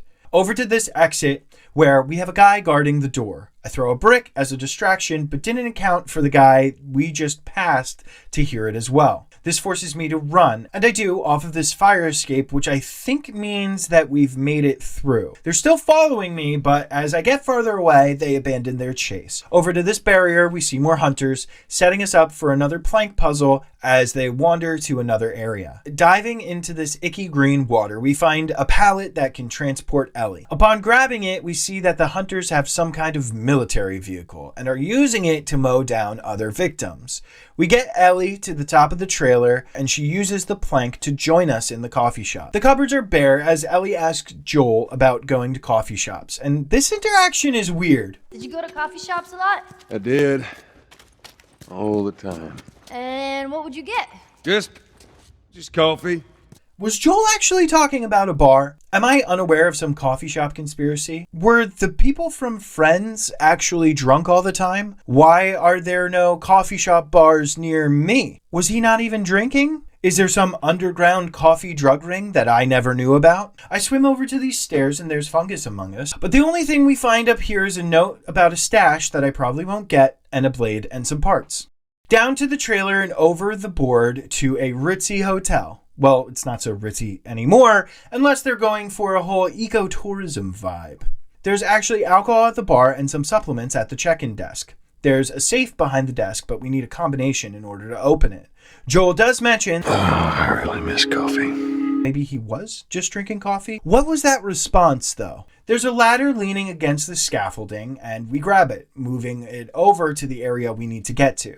We can shimmy around this ledge to find a paper with the combination to the safe on it. I jump down in order to get the parts, ammo, and a shiv upgrade. It's not much, but it's better than nothing. Upstairs through this window, we hear more hunters. I move straight ahead and take this guy out nice and stealthily first, which gets me a pipe for a melee weapon. I head back out through the window and over to this guy, walking into another room, giving me another shotgun shell. I'm also able to get some scissors from this drawer. This other dude is just staring at this cabinet. I swear these guys are the worst lookouts ever. And for their incompetence, they get death. A granola bar heals my wounds, just like in real life. And I double check this balcony area before heading out there. This is kind of weird, right? Like, this is a balcony for the room over here, but there's another room that's unconnected with a window to the balcony. Is that for people to get their voyeur fix? Rich people are weird. Back inside, I head down the hallway to this larger area. Another guy is staring wistfully at an end table, so he gets got. I hear some more hunters farther down, so I stay low, but as I round the corner, well... obviously, they're looking for me now, so I backtrack to try and get out of their line of sight. Switching over to a shotgun, this guy runs right into my shells. Awesome. You see, it's not guns that kill people, it's just people in front of guns get killed. Wait, the guy I just took down gives us with another individual shotgun shell. I'm really rolling in the ammo here. I see another hunter down the hall where I panicked and took the first guy out with my revolver. Again, here comes the most poorly trained lookouts as the guy runs full speed towards the sound of gunshots. Down this hallway, we get to a stairwell, and once we're up, I keep low and quiet, trying to keep some of this discarded furniture in front of me. I'm pretty lucky as this guy keeps his head turned just long enough for me to seek shelter behind this debris. I'm able to loop around and get a stealth kill, rewarded with another singular shotgun shell. Two more hunters appear down the hallway. If I try to move out from cover, they'll kill me. So I pull back, hoping that they'll eventually come into this larger room and therefore my kill zone. Again, these guys are the worst lookouts. I kill one of these guys while his friend just watches. Son of a bitch! After foolishly using my shotgun on the melee attacker headed towards me, I run down the stairwell that I came from, coming back here and waiting to see if they'll follow me down the stairs. But it seems like they've finally gotten the hint that heading towards an armed assailant when you're unaware of their location is not a great idea. After ending this guy who doesn't actually look around the furniture, we're able to get this guy that looks directly at me but doesn't sound the alarm.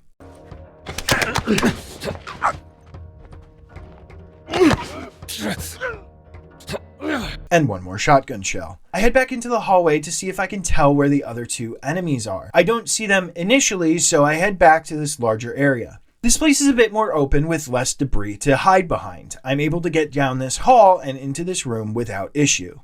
I don't see the guy, but I hear the whooshing sound of me being spotted. So I duck into the bathroom. Even though there are enemies, Ellie and Joel decide to have a philosophical conversation about the nature of choosing to kill oneself during the apocalypse. Guess they took the easy way out, huh? It ain't easy. For many, it was better than letting a clicker or a hunter do it for them. Trust me, it ain't easy. After getting shot once, I set myself up with the shotgun, waiting for the guy to come through this hole in the wall, but he does not follow us. Finally, they are really getting smarter. I don't really want to waste ammo, so I move into the room with the hole in the middle of it. There's some parts on this bedroom bench. I tried to look up if it has an actual name, and well, that's just what it's called. I thought it would have a more fun name, like Ottoman. Isn't it cool that there was an entire empire built around upholstered footrests? Realizing that I might have missed some useful items, I stealthily run to the bathroom, while this guy just walks away. Ran out of interest, my dude. There is one place I could be, but you're not going to try and check or guard the door. They do come back, but are quickly dispatched.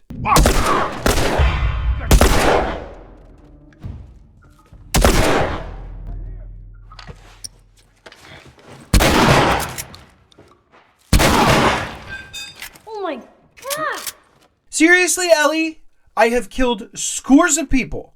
Are we not desensitized to violence yet? I get some ammo and there are supplements in this drawer. Judging by the music,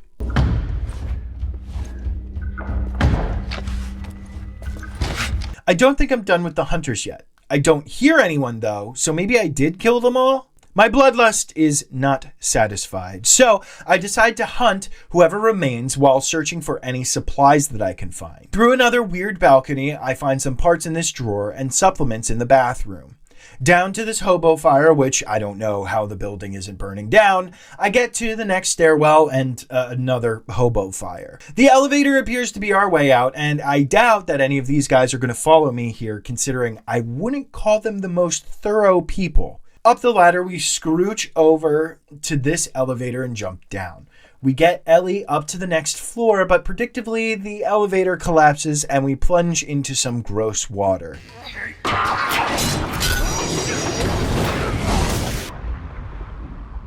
Joel tells Ellie to stay upstairs while he finds a way out. Trudging through the waist-deep water, we find an area where I can dive. So we do, likely infecting ourselves with a brain-eating amoeba, as we don't know how long this water has been stagnant down here. I find some parts in this room over here, but have to dive back again in order to find a way to the other side of this gate. Through this doorway, we find spores, which means that we're going to have some infected here. They haven't spawned yet as rats run beneath our feet. Oh, shit.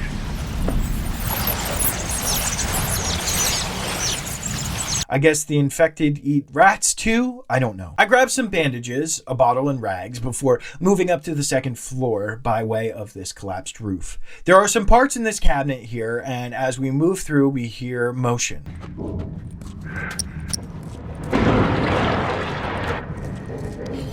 I run into this room and grab the hotel keycard, and I place myself with my bow aimed at the doorway. This takes patience, as the runner clicker things will run at the door. I take the first 3 out with my bow.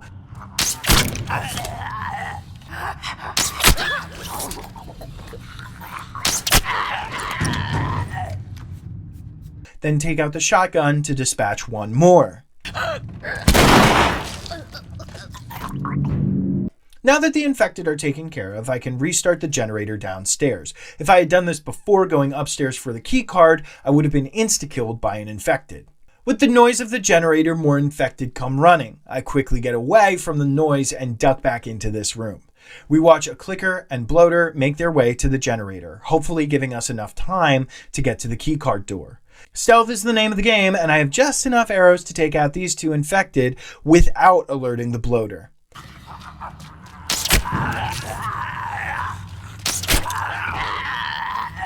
There's no way to avoid it though, as spore bombs start going off in my direction. and somehow I'm able to dodge the clicker and run upstairs with enough time to check the door, see that it's locked, then use the key card. Made it. I don't find anything useful in the bathroom, but like, does Joel have to rock a piss or anything? I would probably take advantage. I try to search the area completely for anything useful and find only 10 parts in this room. I get to the upgrade table and decide to increase my hunting rifle clip capacity, my bow's draw speed, and my shotgun's recoil. Upon opening this door, we see more hunters killing a clicker and begin patrolling the area. Finish it! After this first guy passes, we get up to him and take him out nice and quiet. Then we hide and wait for this guy to come into the kitchen. Before he can alert his friends to the body around the corner, we deal with him. Same as the last few enemies, all I have to do is wait for this guy to come around the corner and he gets got. Of course, right now is when the last guy decides to check in with his comrades. Hey, you find anything yet, man? Hey, you hear me? When he hears no response, he gets suspicious, but not suspicious enough to look behind him every now and then.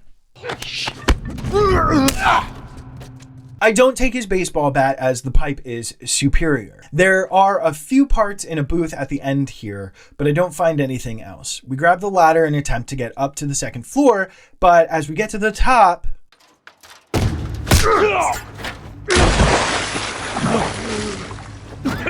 Come on, Joel! Situational awareness. We attempt to fight the dude off as he's trying to drown us. Then we try to grab for our gun, but fail. Luckily, Ellie shows up and gets this guy right in the dome.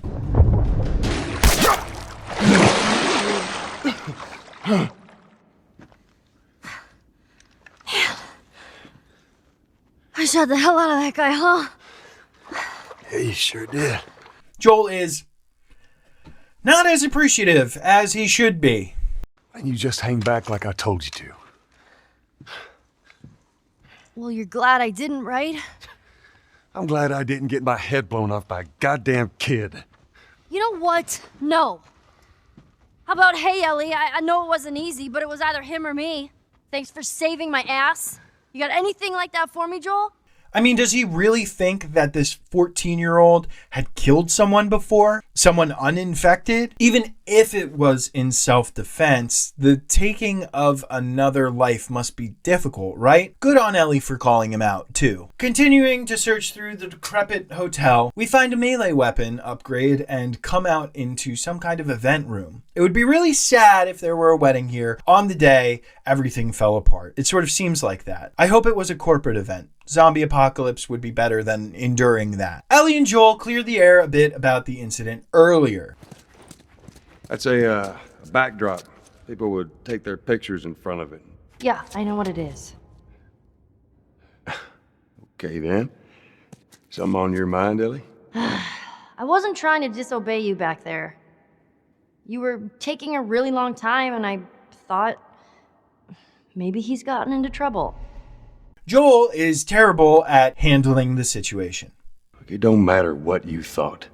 I need you to listen to me. I do. It's just that whatever, Joel.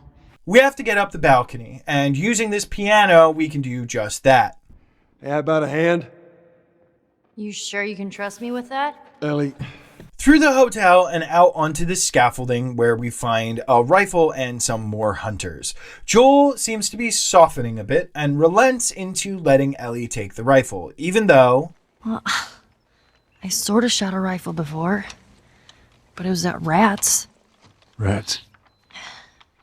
With BBs. Well, it's the same basic concept. And before Joel jumps down, he makes something clear to Ellie. And just so we're clear about back there, it was either him or me.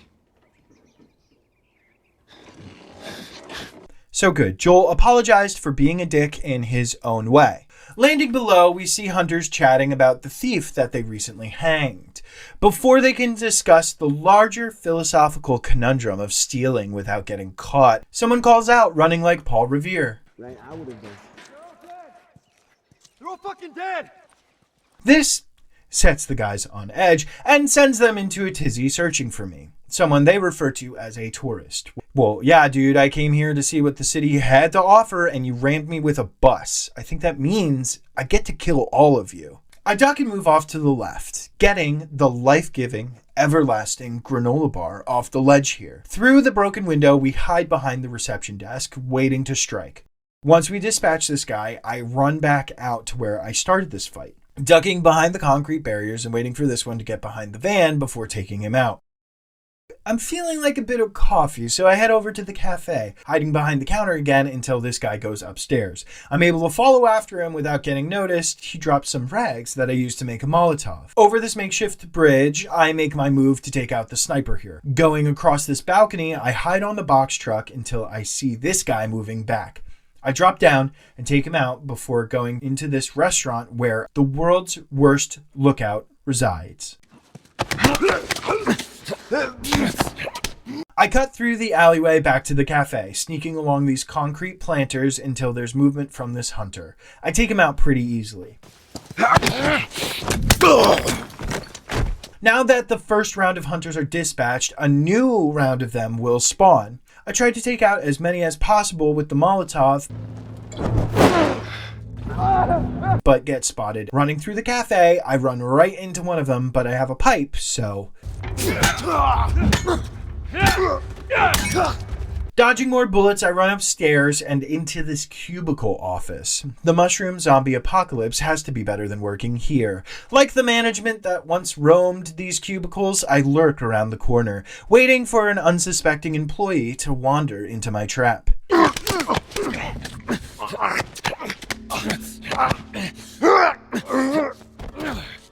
This other guy has a Molotov, so I don't want to piss him off, but they don't get wise to my cubicle-based stealth attacks. Seriously, they just keep coming. Everyone that has walked into this room has not come out. Maybe stop sending your people into it. I know there has to be only a few guys left, so I get off the box truck on the other side, getting some parts along the way. I'm not having any luck finding the guy, though. I do find some parts in this building.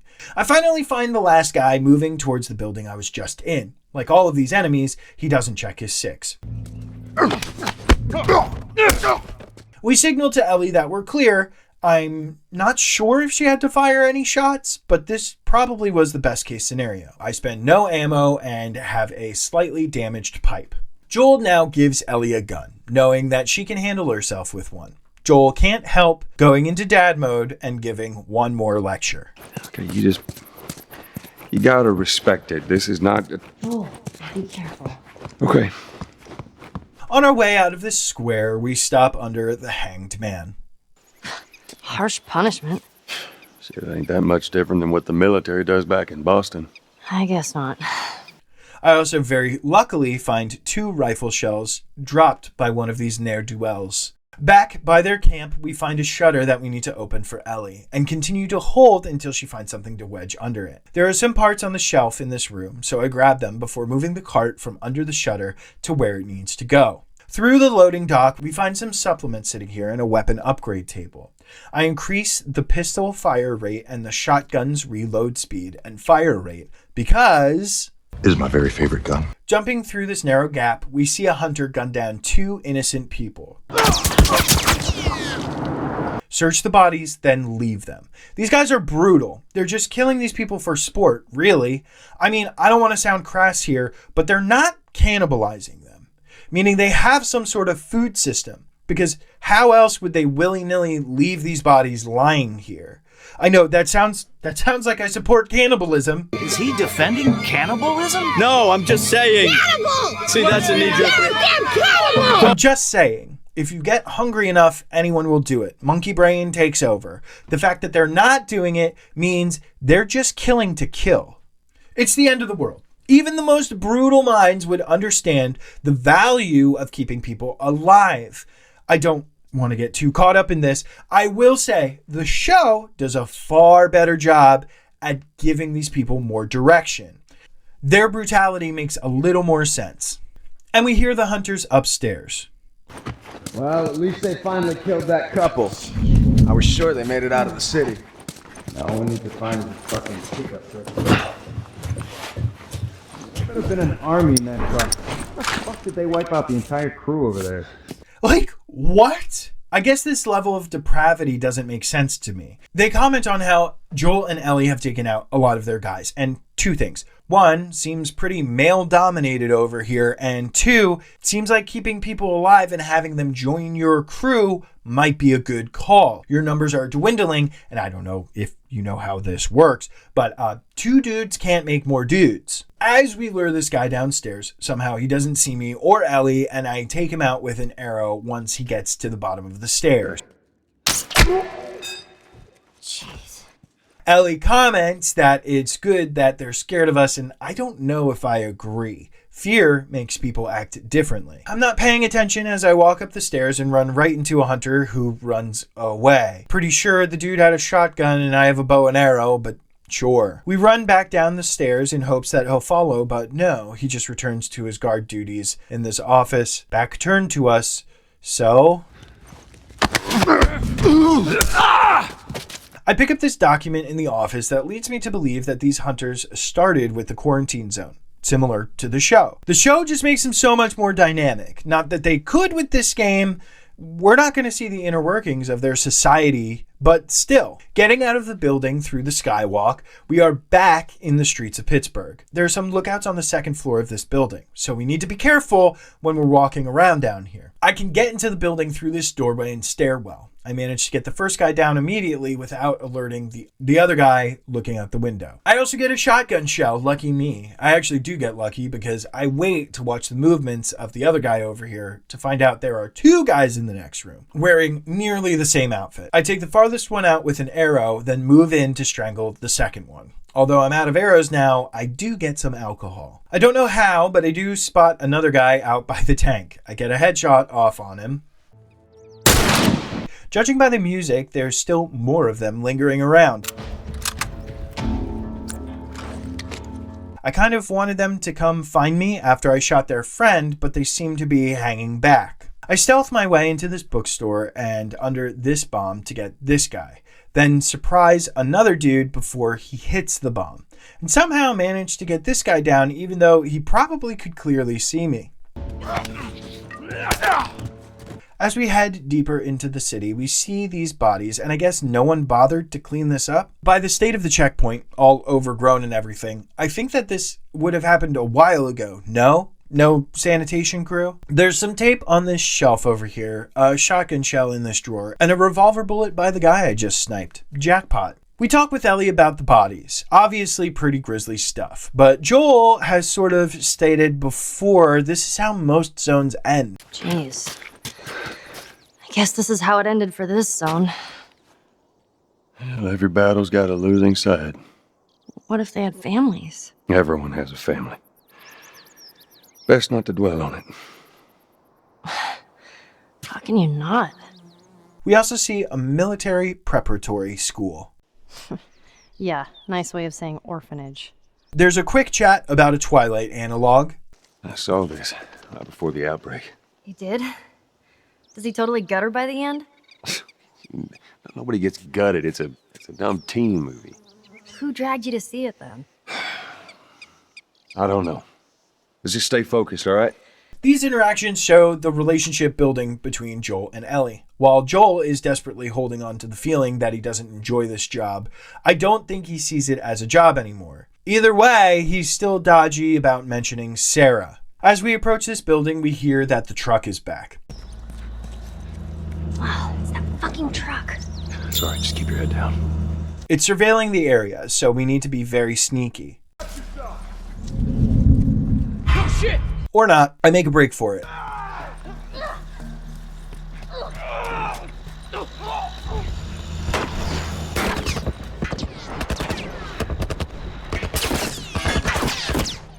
Some kind of military term. Stay down. Hoping that I don't get hit enough for me to make it around the corner, the first guy comes at me and gets piped. The next guy revolvered. I take off down this alleyway as other enemies start coming after me. Into this building and up the stairs. I don't get anything useful on the second floor, and it doesn't look like anyone's following me. So I go out onto the fire escape and over these boards and scrooch around to the window. There's some parts next to the TV and supplements in the bathroom. We find nothing else and head out the kitchen window. Screeching across another ledge, the truck doesn't see us because you should never underestimate your enemy's lack of ability of looking up. We hop through this window and are immediately attacked.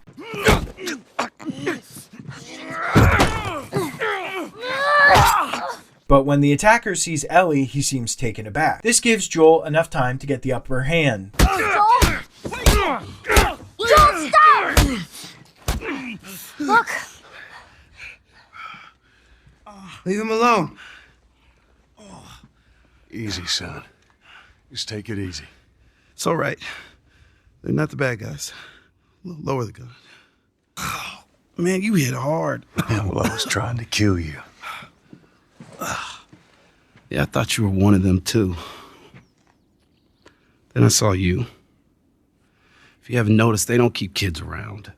So this group of people who rebelled against the military, I imagine, were subjected to awful conditions, now doesn't accept kids, and it's survival of the fittest. No offense, but eventually that would mean no survival at all. This is Sam and Henry. They arrived here with a group of people. Sam is pretty sure that they're all dead, and frankly, he's probably right. Ellie offers to help, and Joel gives her a look, but she's right. They say they've got a hideout and have been here longer than us. It's possible they could have a better way out of the city. Joel is just very one-track mind about things, I guess. Ellie and Sam are immediately friends. Sorry about the whole gun thing. Don't worry. I would have probably done the same thing.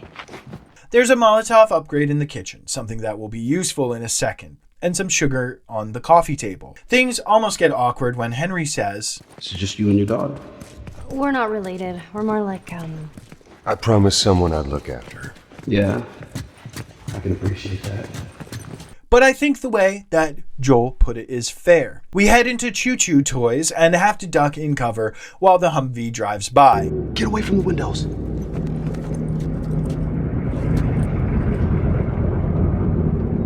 Henry berates Sam for picking up a Gundam. Get rid of it. My backpack is practically empty. What's the rule about taking stuff? It weighs like nothing. The rule. What is it? We only take what we have to. That's right.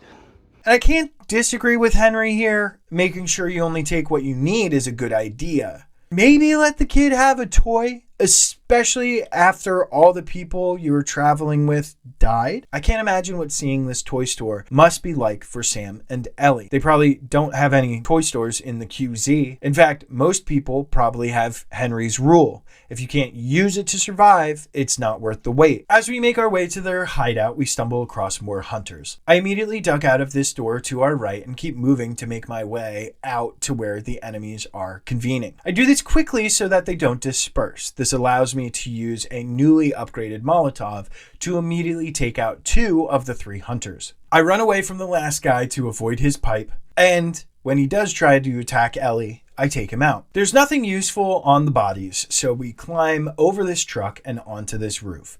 I run full speed towards the encroaching enemies and pipe them up.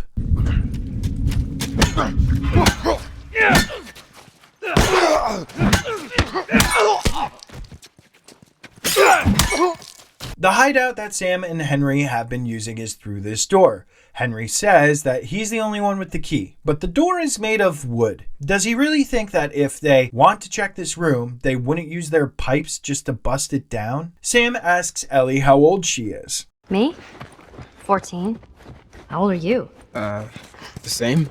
Oh, you're 14, huh? I'm close. And Sam has got to work on his Riz. That's what the kids say, right? There's supplements on the kitchen counter, and after grabbing them, we head into Henry's office.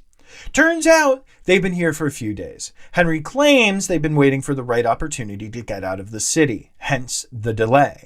He shows us they've been hiding right next to a heavily patrolled gate that leads to the bridge. I assume there's no other way through the city then. Come nighttime, it's down to a skeleton crew. After sunset, that's our window. Most of them gone, sneak right past them. Henry and Joel get to talking about plans, but when it gets to the topic of the Fireflies... It just seems like there's a lot of people putting their stock on the Fireflies these days. Yeah, maybe there's a reason for that. So you don't know where they are, and you're just gonna drag him across the country to find them? I tell you what, how about I worry about my brother, you worry about your girl. Easy.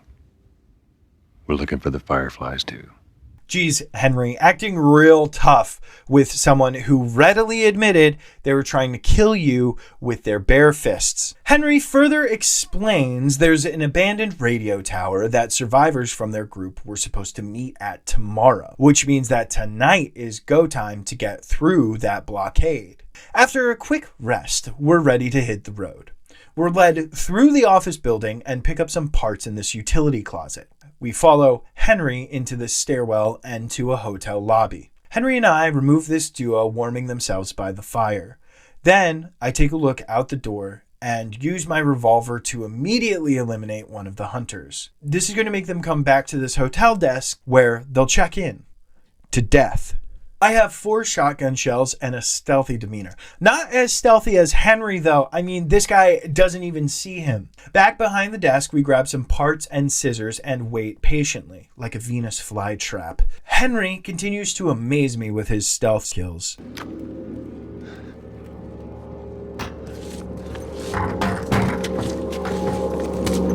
But again, this guy falls for the oldest trick in the book. Luckily, the spotlight cannot see through the window, and this guy gives me a rifle bullet. How kind. I put myself behind this pillar and desk, giving me a pretty good shot out to the door. I don't take the shot, though, hoping to save my ammo. And I do, but it's because of the pipe and not my stealth. Shit!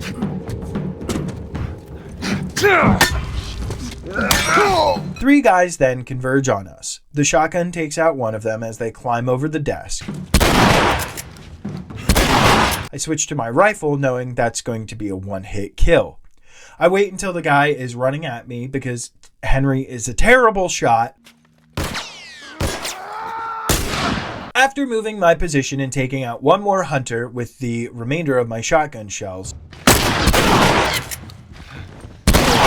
there's one guy left. And after juking him to get a rifle bullet, we pull back. Henry tanks a Molotov.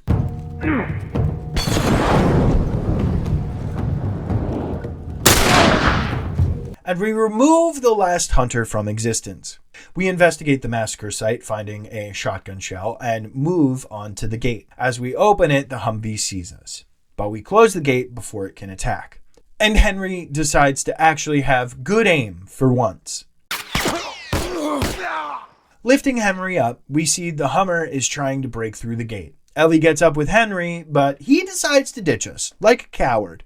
I get he's trying to keep his brother alive, but still, seems like kind of a shitty thing to do. There's a door here that we can open up to escape and just narrowly avoid the gunfire.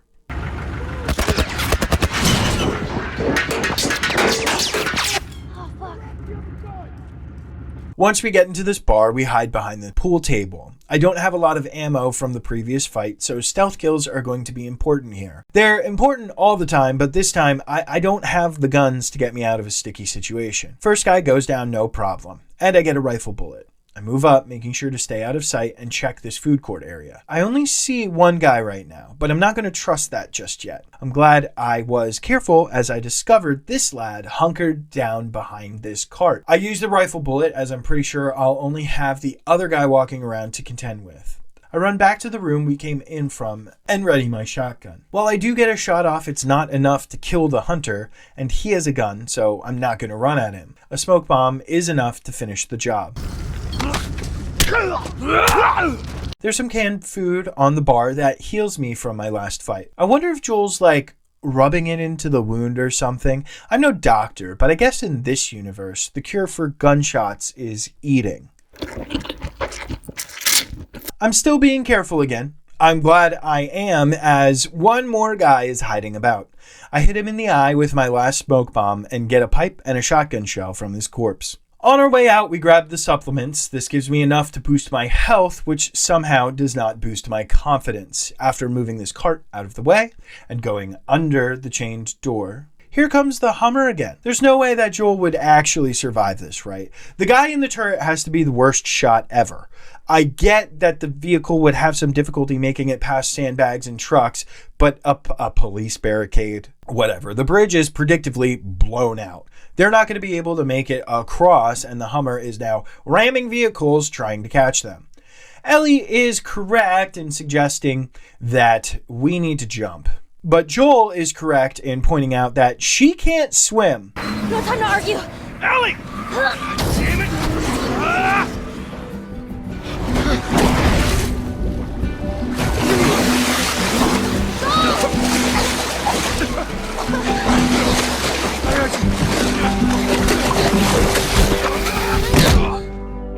Joel awakes on the shore, saved by Henry and Sam. The reaction from Joel is extreme, but maybe warranted. Got a bit of water. What's wrong?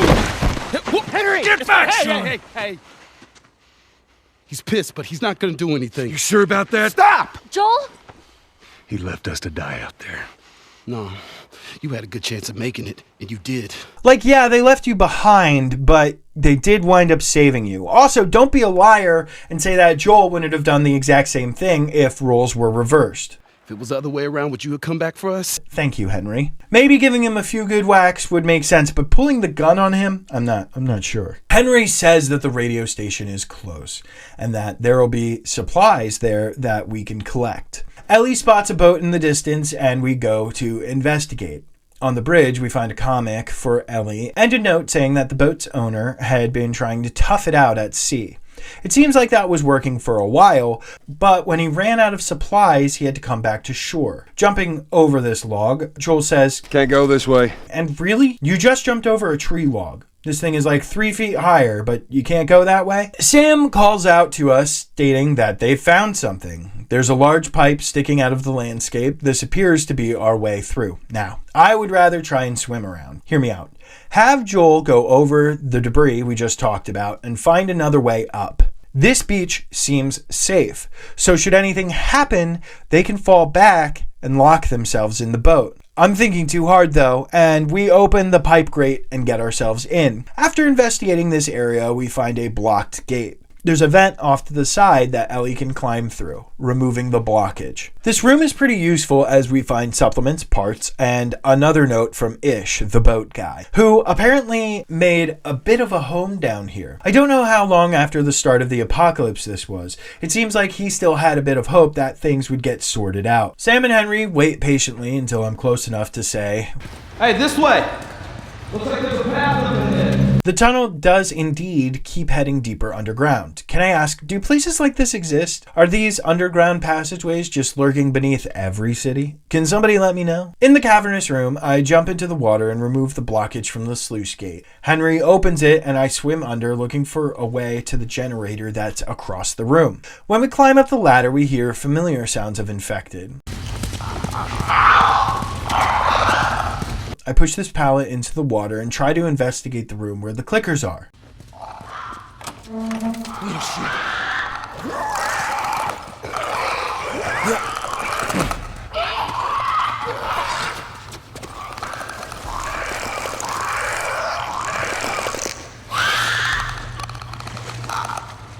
This little escapade does inform me that the infected can't come in the water, so at least I have a slight safety net here, and shows that my plan to swim around was the better one. I bring the pallet back and have Ellie get on, taking her to the ledge where the generator is. After the boys and myself get on whatever this is, Ellie activates the generator and we're carried to the other side. Shocking that all this stuff is still working after 20 years, considering, American infrastructure is a nightmare. Heading down this tunnel, we find a room that has tools and supplements. A real man cave. There's a door here that has a castle mural painted over it. Joel opens the door with reckless abandon.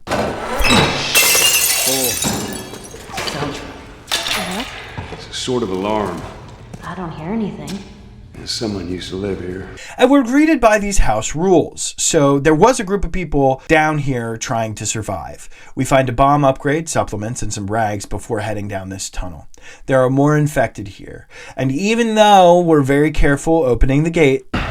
Shh, quiet.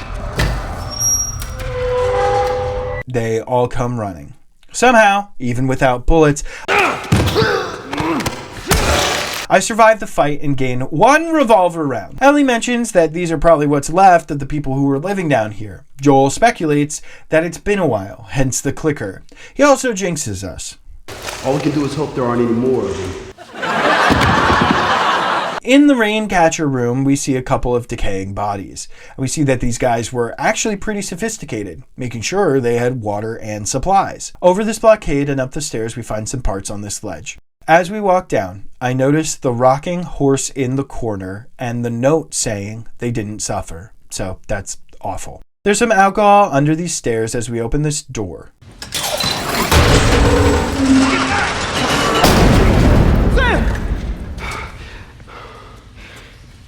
Yeah, I'm cool. That was me. I must have triggered some kind of safety gate or something. Henry, see if we can lift this.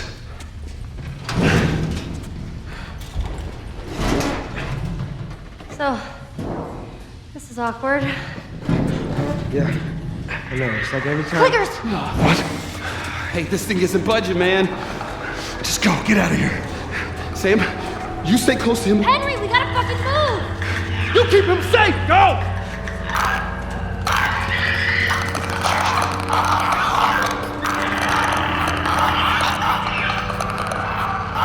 So Joel is with Sam and Ellie is with Henry. Now, of course, Joel is going to do his best to defend Sam, but I can understand why they're both concerned about each other. Ellie is pretty tough, all things considered, so I don't think Joel has much to worry about. But clickers run after Henry and Ellie, forcing them to move on. There are plenty of parts and more alcohol by the barrel that fell. This lets me make a Molotov, but doesn't really help with my lack of ammo. To get through this area, I hug the wall to the right as tightly and as quietly as I can, making it to this little alcove before any of the patrolling infected see me. Once I see this infected pass, I move slowly through and up these stairs. After waiting for the clicker to move on, we follow its path around more Raincatchers and through to the children's area. The Last of Us is so brutal for throwing the kid stuff in here, just to make sure you get the emotional gut punch. I will say, we don't see any infected kids or bodies of kids, which, yeah, that probably wouldn't get approved. But still, if you're going to allude to these deaths of these children and the infection can keep you alive for years, you'd expect to see some smaller infected running around. We're able to shiv this clicker without alerting any of the other infected. Despite this, I yell to Sam, who loudly lowers this ladder. There we go. None of the infected respond. Henry and Ellie are nearby, and we run into them in this tunnel. Joel, that's them. Sam! Oh, thank God. We gotta keep running. Over there. Sam! Run! And indeed we do, slamming the door on the encroaching runners. Henry and Joel shoulder the blocked gate to no avail. Sam goes into a vent to remove the pipe, which we grab before running upstairs. This new area is the arena for the next battle. We find a shorty, which isn't a delicious hoagie from Wawa. Celebrate with $5 shorties or $6 classics. No, it's a shotgun. Not sawed off, I don't think, but short. I remember this weapon fondly as it was one of the main weapons that I used when this had multiplayer. Oh, you didn't know that this had multiplayer? You just thought they were making a multiplayer Last of Us game recently? No, there used to be multiplayer, and it was fantastic. I'll discuss that later. Right now, we've got roving infected bearing down on us. Sam and Ellie go through a vent to the other side to get the door unlocked. Henry and Joel are going to have to fight it out until they're able to escape. I prep my Molotov, running towards the stairwell where the infected are going to start running from. I prep my throw, timing it pretty well and lighting many of them on fire and leaving a clicker and a runner. Henry actually takes care of the runner, and seeing an opening, I pipe the clicker. Back to the stairwell with my second Molotov. I arrive just in time to throw it, again leaving a clicker and a runner. After beating them both to death, we make it outside. Move! Go, go!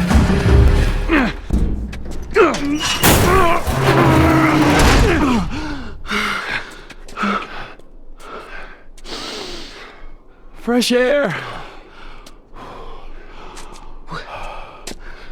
Look at this. Oh, are you fucking kidding me? Thanks for the warning on the other side, guys. This is a Department of Water facility. I still don't understand why these tunnels are so huge, though. Whatever. Henry says that the radio tower is close. Hopefully closer now.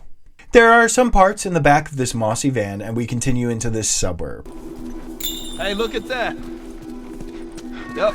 What'd I tell you, huh? Let's find a way around to it. Here, again, we see the excellent environmental design of this game. We search the area, but only find some supplements in this kitchen. Henry reminisces about the times before. Barbecues. Parents, they would throw these crazy big barbecues, invite a ton of people. You know, I remember the smell more than anything. Weird. We see some pooches. Aw, doggies. You're gonna want to stay away from those. It's not like it is in the zone. These are wild. I'm glad that the dogs are okay. Judging by the diary we found in one of the houses, I think most people let their dogs go when they had to evacuate. I'm glad they're thriving and free of infection. There's a workbench in this garage where we upgrade my sidearm holster and my revolver fire rate. There are some extra parts in this kitchen, and after searching upstairs, we come down and see something of true beauty. This might be the last big TV. It's so deep. We see pooches playing in the distance, but they run away when we get close. More posters for the bash line this house. I like that this place was definitely a frat house or college house of some kind. With the neon lights in the kitchen and the large empty space downstairs, definitely not used for beer pong. We find Ish's last note. Apparently he made it to the community that we just passed through. Someone had left the door open and infected got in. Ish was able to escape with someone named Susan and some children. Susan lost her children in the skirmish, and Ish had quickly lost faith. I'm not sure about the whole story of Ish. I probably missed some of his notes. I might go back through and try to find someone who details Ish's story online. I like how the apocalypse was supposed to have happened in 2013, and college students are still using these giant CRT monitors. I was in college in 2013, and even the school didn't have these. I start looking for the combination to the safe, which is found on this matchbook in the room at the top of the stairs. There are supplements and parts, both useful, but I really wanted some ammo. I run back to spend the parts at the workbench, getting a recoil upgrade for my shotgun and my shorty. After being satisfied that I've searched the entire neighborhood, we head down these very unsafe stairs. Get out! Fucking sniper. Did you see where it came from? Somewhere down the street. All right, now, y'all stay here. No. Before you start, I need you guys to keep him busy.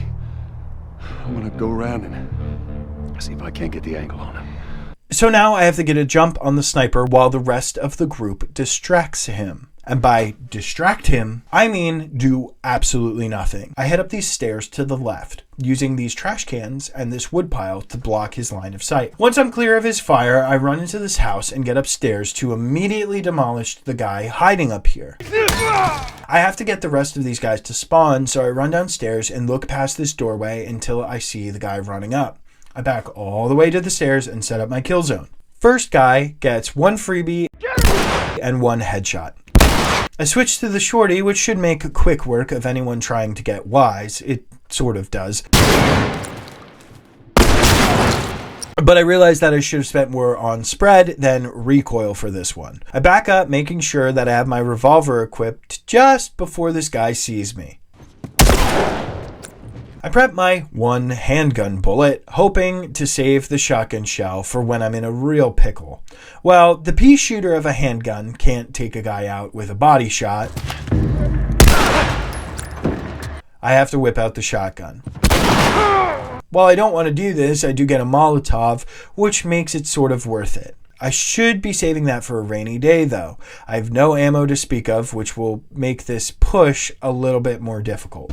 I trade the quickly breaking pipe for the baseball bat and slowly make my way down the stairs, finding shorty ammo. This is good, but not for longer range stuff, which is probably what I'm going to need.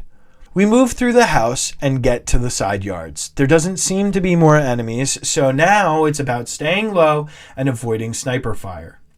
At this log pile, we wait until he takes a shot to to jump over and run across. More enemies spawn to patrol the area. I run to try and find a place to hide, putting myself in this alleyway between the houses. I'm pretty cornered at this point. And also, isn't my valiant party supposed to be distracting them? After these two guys pass, we enter the house and head upstairs, searching for the sniper. Once we get up to the room, we're surprised with a QuickTime event. Son of a bitch! Kid never learned to clear a room. I kept telling him, I said, there's doors and corners.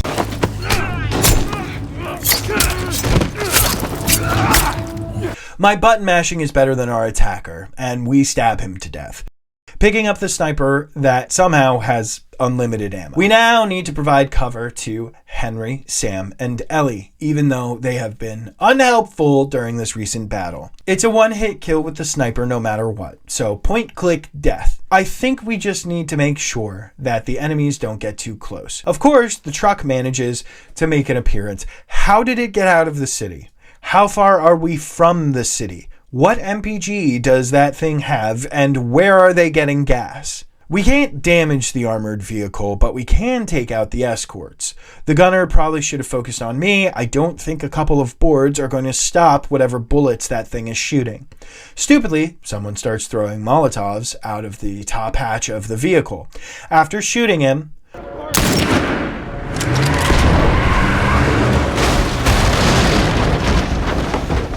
the commotion alerts infected.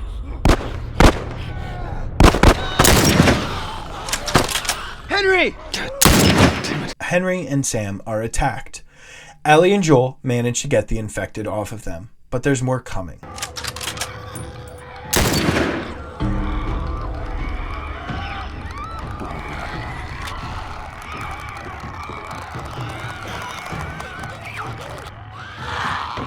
You're okay. Still here. Anybody hurt? No, we're good. I think it's time we quit this place. Come on.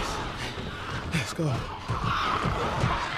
The gang runs through the fence in the back towards the radio tower. Now, we were just running around back here, and there is a passage to the back of the house. The infected very well could have run here and probably through the fence given their numbers. Also, I didn't realize how dumb the hunters were in this city. Okay, so they kill everyone they run across.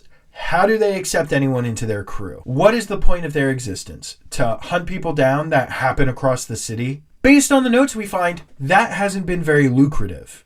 Yes, Ellie and Joel made it out of the city, but why chase them down? At that point, how much of your force is depleted? I guess no one would have the good sense to say, we're going to need to regroup here. This is done far better in the show, where there are chilling interactions between the group that overthrew the military and those they feel betrayed by. It makes sense as to why they're coming down on the people that wronged them.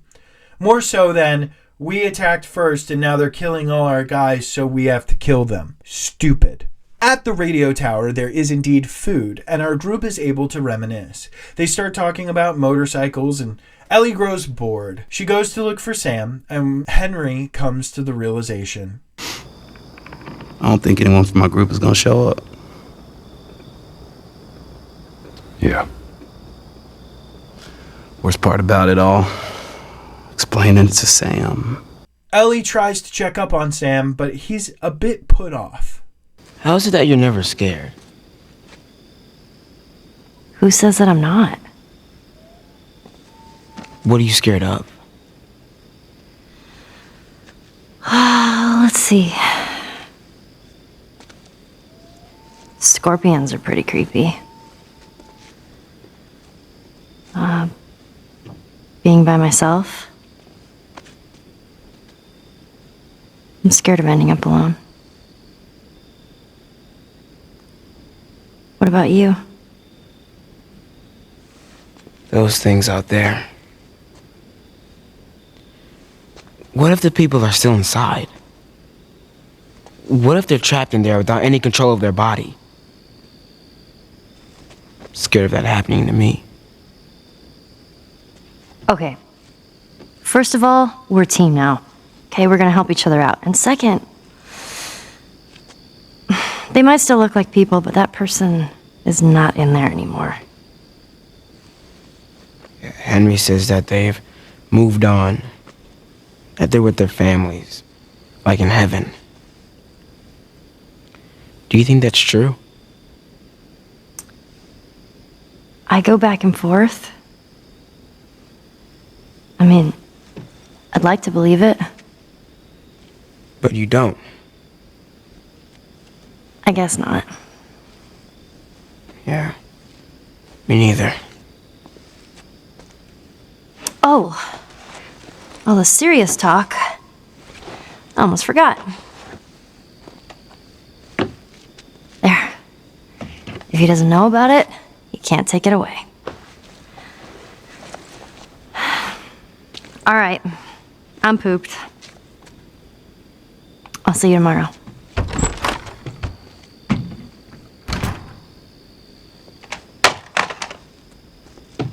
At the end of this scene, we see that Sam has been bit. This probably happened when he was attacked in the neighborhood. He makes the interesting call not to tell anyone. A key difference to what happens in the show, where he does tell Ellie and she attempts to cure him with her blood. This isn't effective in the show and probably wouldn't have helped here either. I don't know if either story choice is better than the other. They're both an emotional hit. Joel and Henry awake in the same room. I don't know why Henry didn't stay with his brother, but it's convenient that he didn't because... Sam? Sam!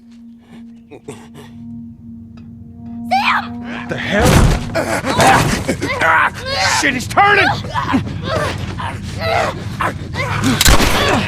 That's my fucking brother! Screw it!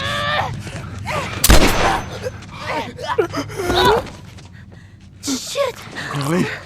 Ellie, are you alright? Oh my god. Sam? Oh no. Sam? Henry? Ellie, stay there. Henry? What have you done? I'm gonna get that gun from you, okay? Oh, okay, easy. This is your fault. This is nobody's fault, Henry. It's all your fault! Henry! Henry, no! Watching Joel's face at the end of this scene, he's all too familiar with this type of loss. He's all too familiar with what Henry is facing right now. But there isn't anything he can do. Henry just went through hell to keep his brother alive. Probably has been his whole life. Losing that sense of purpose, the only thing really keeping you going, well, that's hard to cope with in the backdrop of the apocalypse. Joel survived his loss, but at what cost? How many people has he killed? Continuing to perpetrate the violence that took his daughter. The world would have been better with Henry in it. At this point, every human life should be precious. But The Last of Us makes it increasingly clear that's just not the case. We open on our duo reaching Jackson County. Means we're close to Jackson City, right? Should be more than a few miles. You ready to see dear old brother? I'm just ready to get there. You nervous?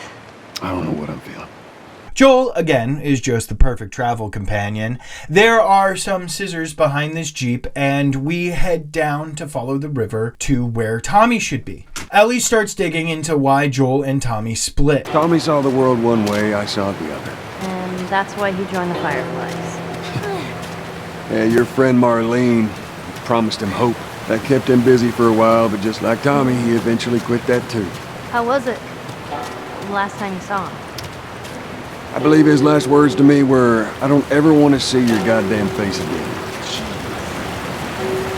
But he's gonna help us? I suppose we're gonna find out. After doing a bit of climbing, we find another comic for Ellie and continue following the river until we get to this. Right there's a hydroelectric power plant. Joel has the same explanation I have for my toddler for most things. Look, I know what it is, I don't know how it does it. I reduce my weapon sway with supplements and lift one of the gates, allowing us to get halfway. I opt to shiv open this door to get the sweet loot inside. There's a decent amount considering we're on grounded difficulty. Diving into the water, we enter the submerged building to push out a pallet that Ellie can stand on. Once we get her to the other side, she's able to get the gate open, allowing us to cross. I give her a high five because leaving her hanging would be so sad. Teamwork. There's a small camp down here with a tiny grave and a stuffed animal on it. devastating.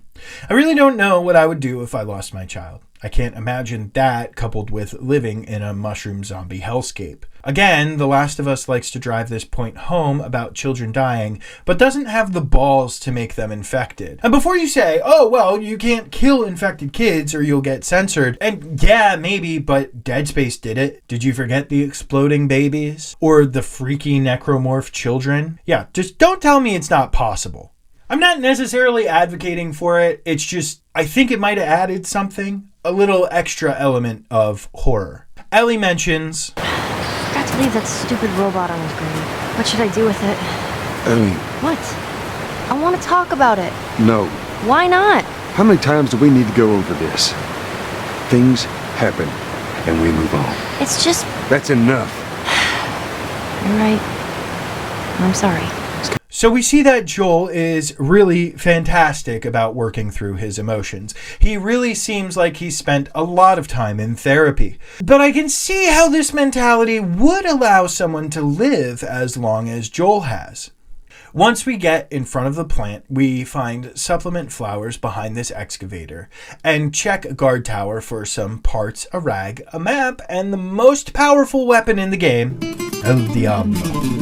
Before heading to the gate, I make sure all of our weapons are loaded and ready. When we try to open the gate, we're ambushed. Don't even think about reaching for your weapon. Tell the girl to drop hers now. Ellie, do as the lady says. Hey. Please tell me you're lost. Oh, we didn't know the place was occupied. We're just trying to make our way through. Through to where? They're all right. But you know these people? Know him. He's my goddamn brother. Tommy. Holy shit. How you doing, baby brother? We find Tommy and find out he's married to this girl boss, Maria, over here. They take Ellie and Joel in and offer them food. Turns out that Tommy has a pretty good situation here.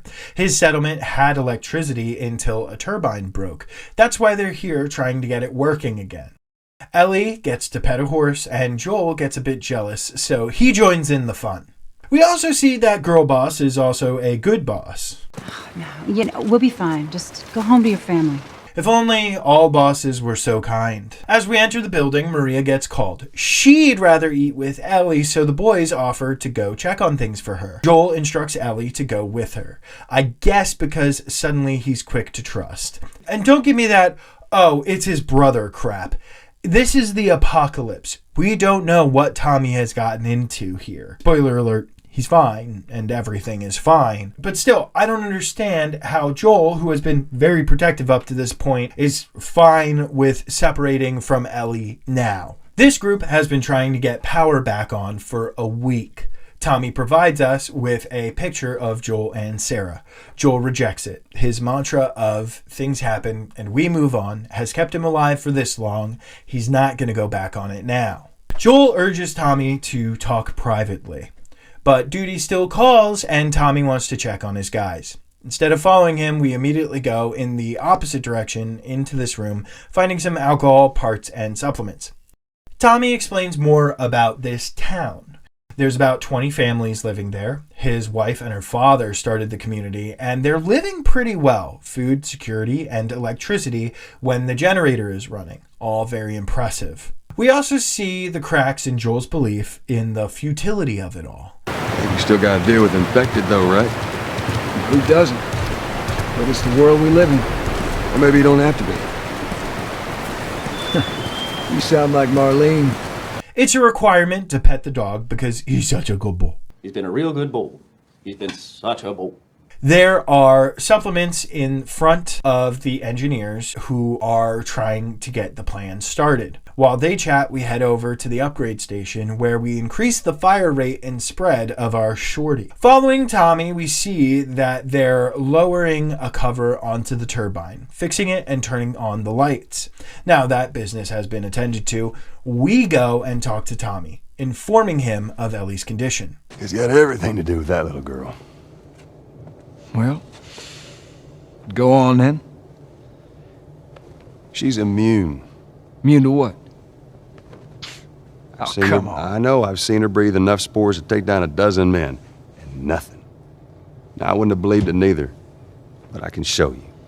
Joel asks Tommy to take Ellie the rest of the way to the Fireflies. He says he hasn't seen one in 15 years, and he doesn't really feel like he owes Joel anything. He's more concerned about the families he currently has under his care. He's not going to sacrifice them for a maybe when they've been able to survive this long. Joel doesn't like this. I bring you the cure from mankind, and you want to play the pissy little brother. So yeah, I'm with Tommy here, by the way. Even if Ellie is immune, that doesn't mean that a cure can be discovered. And risking life and limb for it isn't a good idea either. Ellie is young. They could even hide out, expand the town, and try to find someone capable of creating a cure. The hell is that? We're under attack. You still remember how to kill, right? Yeah. No time to think about that. Bandits are now taking over the facility, showing their tactical prowess by killing all the people in hard hats. If your intent is to take over the power plant, you need to leave those people alive. Judging by your situation, I doubt anyone in a bandit group will be able to get this place running again. There's no option to sneak here, and the enemies are wearing armor. We've dealt with armor on heads before, but not bodies. I have 2 shots for my shorty, so we're going to try to flank the enemy on the right while moving in. I'm lucky as these 2 don't see me, and I'm able to take them out pretty easily.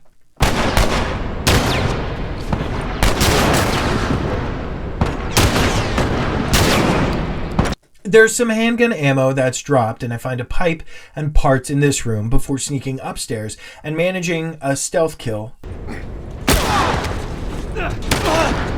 That gets me 2 rifle bullets. One guy is running around on this platform here, and the various bullets that my allies send in their direction are ineffective. After taking him out, we then have to deal with the guys in the control room. My allies are finally helpful in taking on some aggression from enemies, allowing me to finish them off.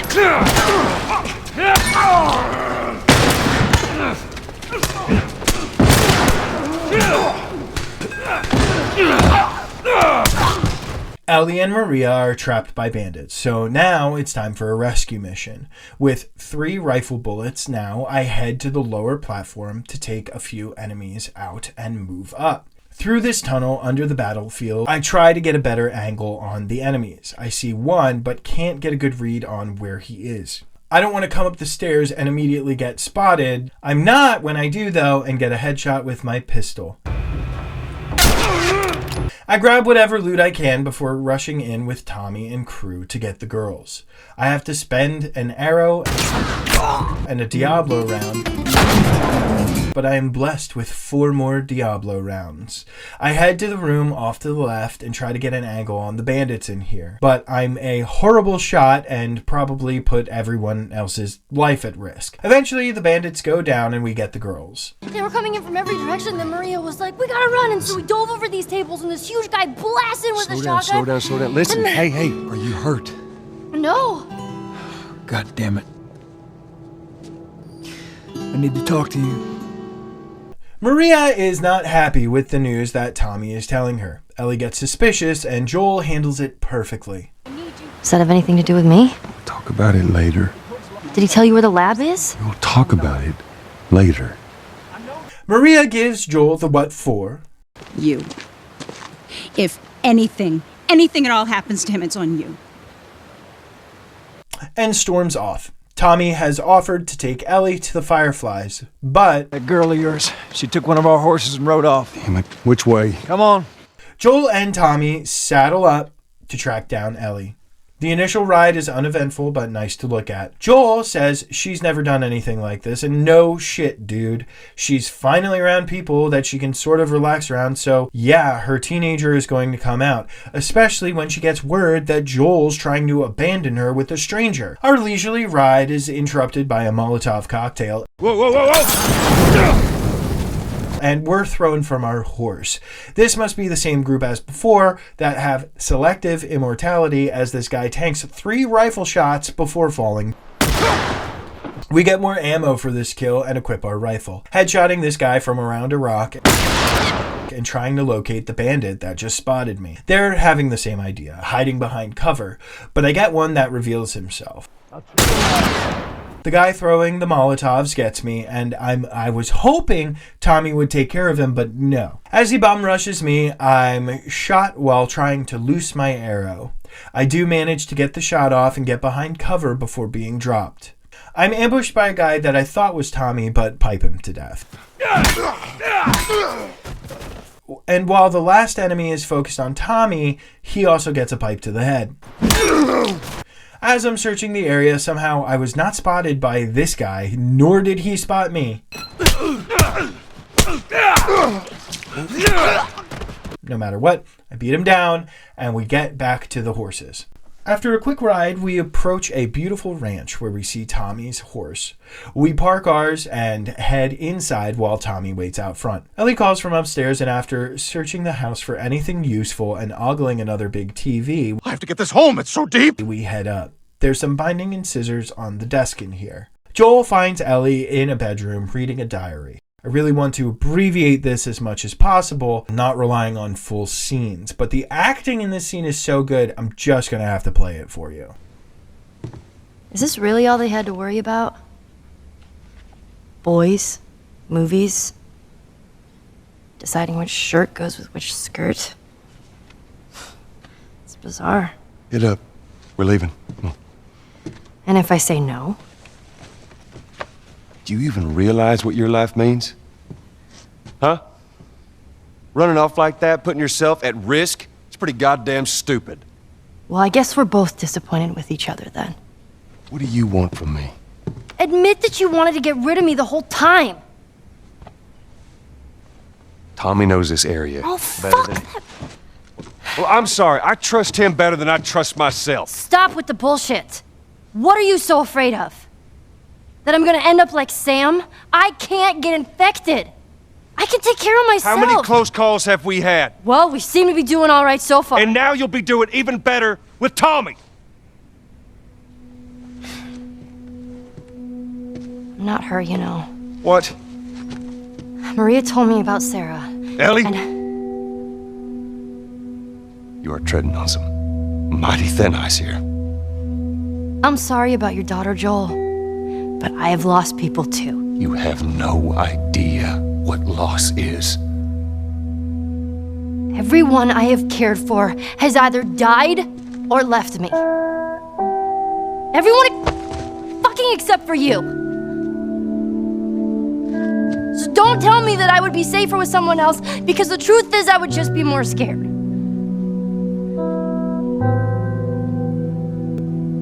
You're right. You're not my daughter. And I sure as hell ain't your dad. When Joel says you are treading on some mighty thin ice here, I always get chills. The way it's said, the look in his face. But of course, this emotional moment is interrupted by hooligans. I duck down immediately and make my way towards this cabinet. This guy comes close to spotting me, but there are obviously not any optometrists around in the world anymore, and lack of eye care can be lethal.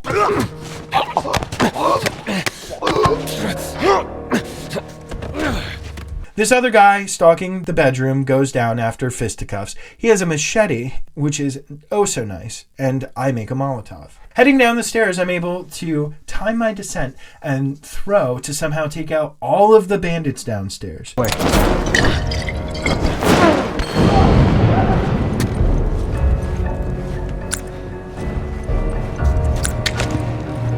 All right. House is clear. For this achievement, I get one handgun bullet.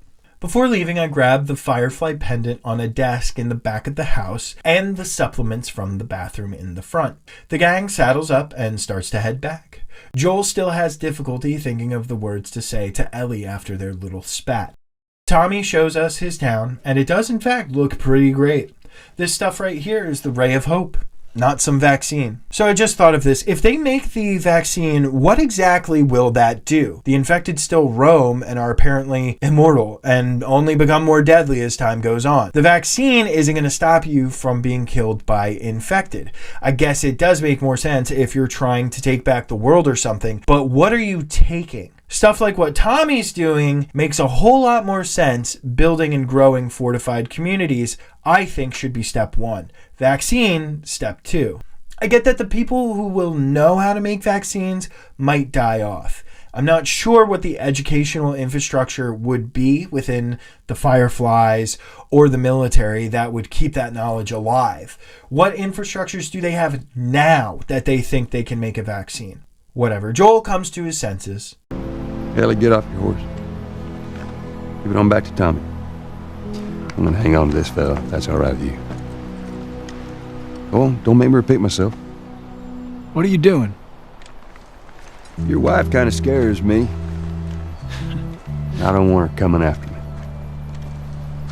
Sorry for stealing your horse. Well, come back to town. Let's discuss it at least. You know me, my mind's all made up. And it seems as though Tommy and Joel have patched their fractured relationship. Tommy tells Joel that they can always come back. And I agree with Joel that I don't want Maria after us. So, probably better to take Ellie. Not only that, Ellie's right. Her and Joel make a good team, so they're better off together than not. So our best buddy duo is off again. I don't know why they didn't, stop in town, maybe rest and stock up, no clue. We also find out we're headed to University of Eastern Colorado, go Bighorns, to try and find the Firefly lab in the science building. Fast forward and guess what? We're at the university. We should be pretty skeptical about there being any Firefly presence here, especially considering we haven't seen any movement up until now. Maybe we're hoping the Firefly scouts can't be seen? Stay, Callis. What kind of name is Callis anyways? My fault you forgot to ask Tommy his name. Callis. Ellie continues to be shocked at the simplicity of a pre-mushroom zombie apocalypse. So, these places, people would live here and just study, even though they were all grown up? Yeah, study, party, and find themselves. Figure out what they wanted to do with their lives. What they wanted to do. And we get supplements and parts in this room over here. I take a look around the building, finding some scrap, but also a lookout from a previous Firefly. I upgrade my bow's reload speed at the workbench and head deeper into campus. After opening a gate, our horse gets spooked, alerting us to the runners that are inside this building. I get low and start to make my way to the upper floors, finding supplements along the way. Around this corner, I see a runner in the distance. I wait to see if there are going to be any more moving around out here, and indeed, one starts making their way out of this room. I think this is the same one I saw earlier, so the hallway should be relatively clear. There are several runners in this room, which houses the generator that I need to start. I throw a brick down this stairwell in an attempt to shake up the infected a bit. My first shot with the bow misses and sends the infected away from me. Impatient, I equip my shotgun and try to get a bunch of them into my crosshairs.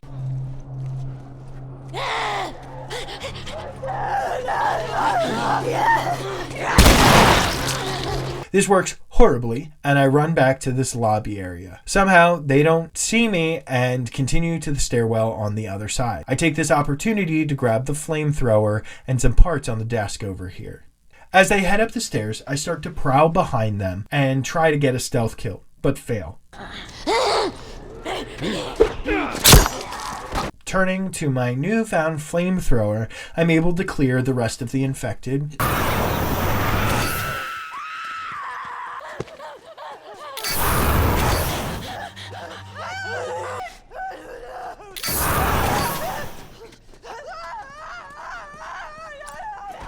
Grab some shotgun shells, and start the generator.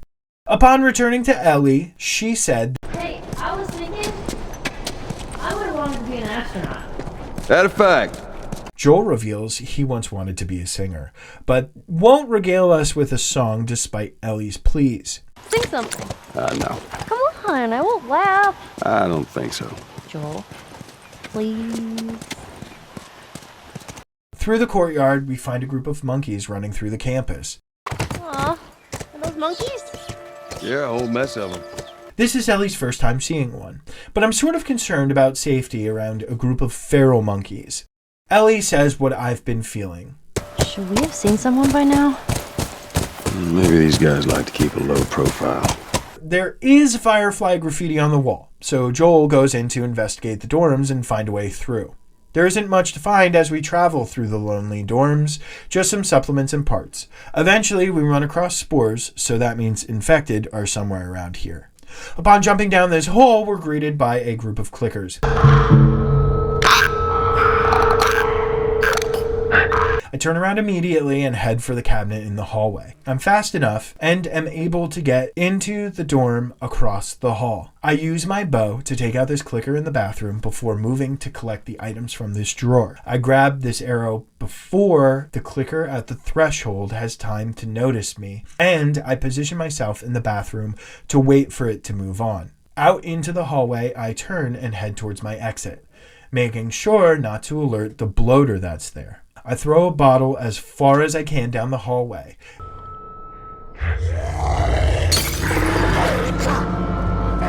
Giving me time to deal with the QuickTime event and push the vending machine against the door. Up on the second level, we can take our mask off. I continue searching the dorms for anything useful and head outside. After moving the generator and plugging it in, we can start it and open the gate.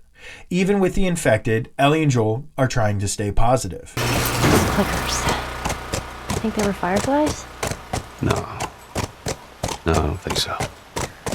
Why would they have infected so close to the lab? Well, Bill used them as a form of defense. Maybe they're doing the same. When we enter this parking lot, we see tents and signs that people were here, and we're fast approaching the lab, so we probably should have seen someone by now. Ellie asks if Joel has ever been to a university. Joel mentions that he had Sarah when he was pretty young, preventing him from going to school. I like this interaction that Ellie and Joel have. Were you married? For a while. What happened? Okay. Too much? Too much. It shows they're really starting to get to know each other. And instead of Joel ignoring Ellie or saying, let's keep moving, he's acknowledging that, no, we're not going to talk about that right now in a pretty healthy way. Joel is absolutely winning therapy. We find a way into the science building and see that there are solar panels that were set up. The Fireflies apparently do still have a fairly thriving operation if they were able to coordinate this lab. Its abandonment doesn't bode well. The gate is rusted shut, so we throw a dumpster at it.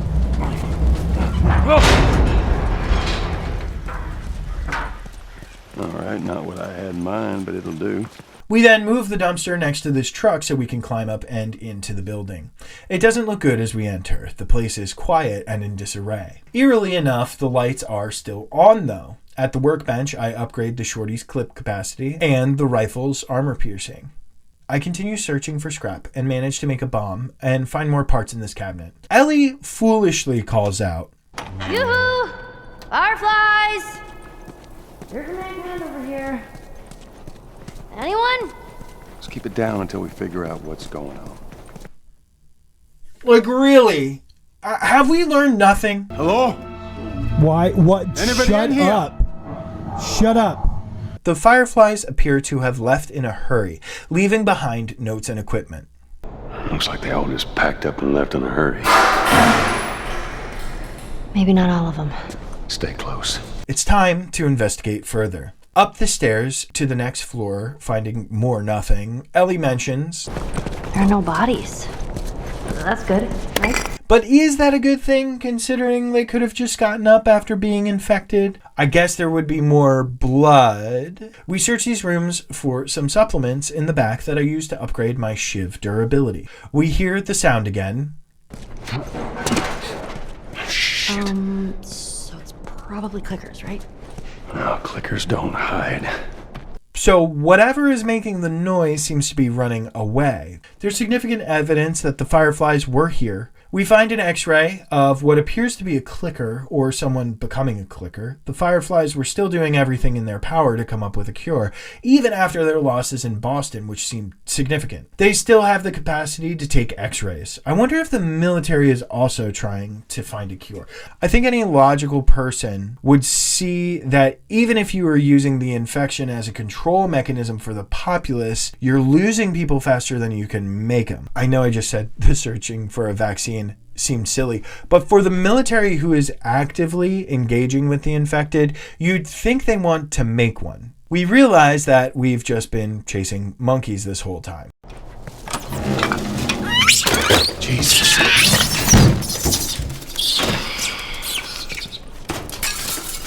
At least it ain't clickers. After a search of the classroom, we find a blocked door. When we force it open, we see a very dead firefly. You're looking for the fireflies. They've all left. Yeah, no shit. I'm dead. Or I will be soon. Got me some time to reflect. Been years that felt like we were... fucking thing was a giant waste of time. I'm not gonna do this anymore. Come on. Looking for the others. They've all returned to St. Mary's Hospital in Salt Lake City. You'll find them there. I love that Joel is annoyed while listening to this poor guy's last will and testament. I'm not sure entirely what happened, though. What made them all leave? Did this happen years before? And the bloater that we saw, was that one of the fireflies? This guy looks like he's been dead for quite a while. We don't have much time to think about this. Get down! They shot first and didn't try to approach peacefully, so this means that they're going to have to die. Watch out! I get one guy easily, and Ellie takes care of the second. I trade my machete for an axe, which will take more hits before breaking, and has, I think, the same slashing power. I make a bomb before heading around this corner and run as far as I can ahead of these guys spawning at the end of the hallway. I throw the bomb before they have an opportunity to disperse, hopefully killing and damaging a good number of them. I get my shotgun ready and try to make a kill zone. Between the shotgun and the shorty, I dispatch 2 more guys.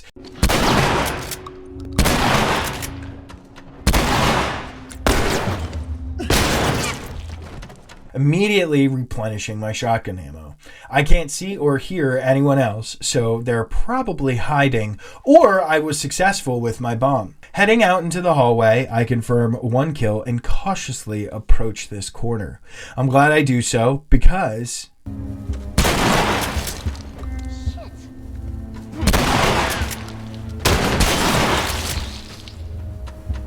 I get more revolver ammo after this encounter. I switch to it before moving on. More show up as we move down the stairs, forcing me to retreat through this doorway and nearly kill Ellie.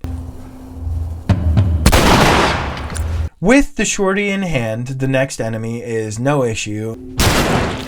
Neither is his not very concerned friend. It's so nice that these guys had laid down a path of flares for me to follow to their source. I manage a headshot on this patrol who's doing an awful job. And there's a predictable ambush on the other side of this door. Despite our best efforts, Joel and his assailant fall.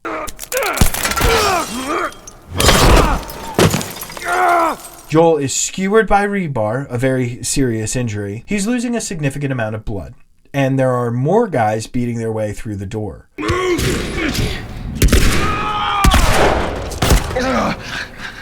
In a brutal sequence, Ellie has to pull Joel up off the rebar. This, I don't think, is typically what you'd want to do, but in these circumstances, I don't think they have any other option. Joel is not in good shape, and we're still being attacked by more enemies. Dude says, "Those were my friends you killed, asshole." My guy, you shot at us first. If you had been like, "Hey, we see you up there, we mean you no harm, blah, blah, blah," your friends would still be alive.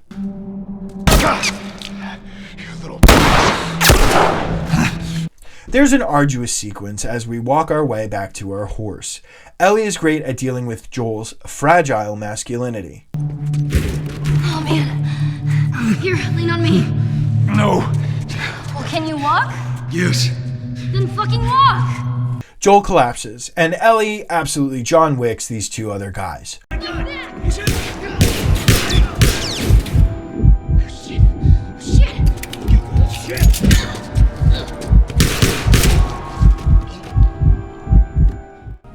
Yeah. Joel and Ellie make their way outside as Joel's condition deteriorates.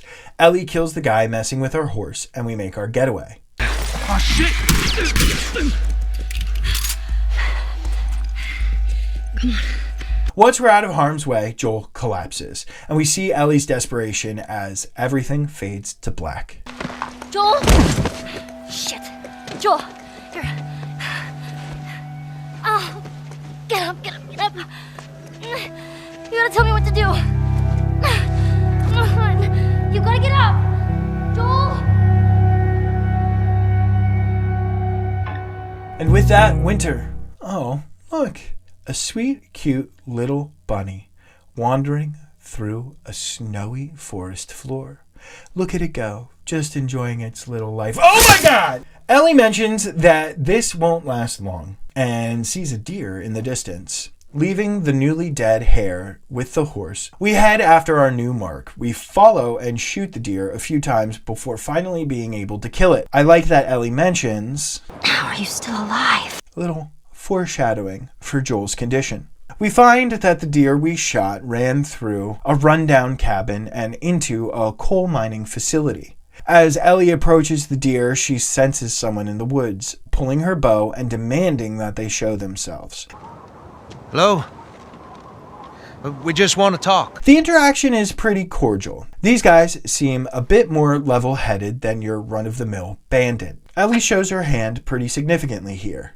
Well, maybe we could trade you for some of that meat there. What do you need? Weapons? Ammo? Clothes? Medicine. Do you have any antibiotics? We do? Revealing to them what her weakness might be. But Ellie is a smart cookie, knowing not to go with them and splitting them up, keeping David at gunpoint while the other guy goes to get medicine for Joel. They take refuge in a rundown shack, bringing the deer with them. She doesn't tell the man her name and is generally standoffish when discussing things. Their tense conversation is interrupted by the screech of a clicker.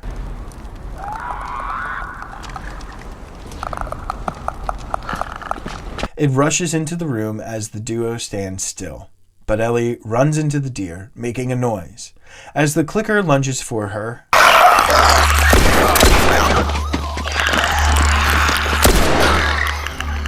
You had another gun? Sorry. This little interaction is supposed to make us trust him a bit more.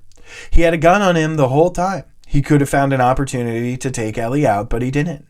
Instead, he uses it to save her. But those gunshots have now drawn a horde of infected to us. Luckily, we have 9 arrows and 4 rifle shots. The first wave is going to come from the right, and I take out all 3 as they get to the windows. Next, the unblocked windows to the left. I wait for them to get through the opening and to the window, then take them down with arrows. David will throw rifle ammo to us that'll automatically replenish, giving us 6 more rifle bullets, which I'm grateful for, but I thought this was grounded difficulty. I get to the side of this metal cabinet so that I can assist in covering the window quickly. Ellie's nearly grabbed by a clicker, but we're saved again by this mystery man.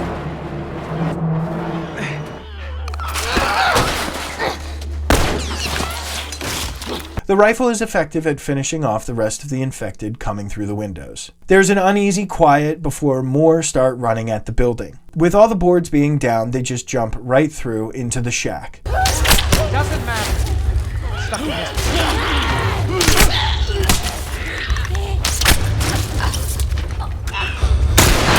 As long as I'm calm, I'm able to take the shots I need to save David.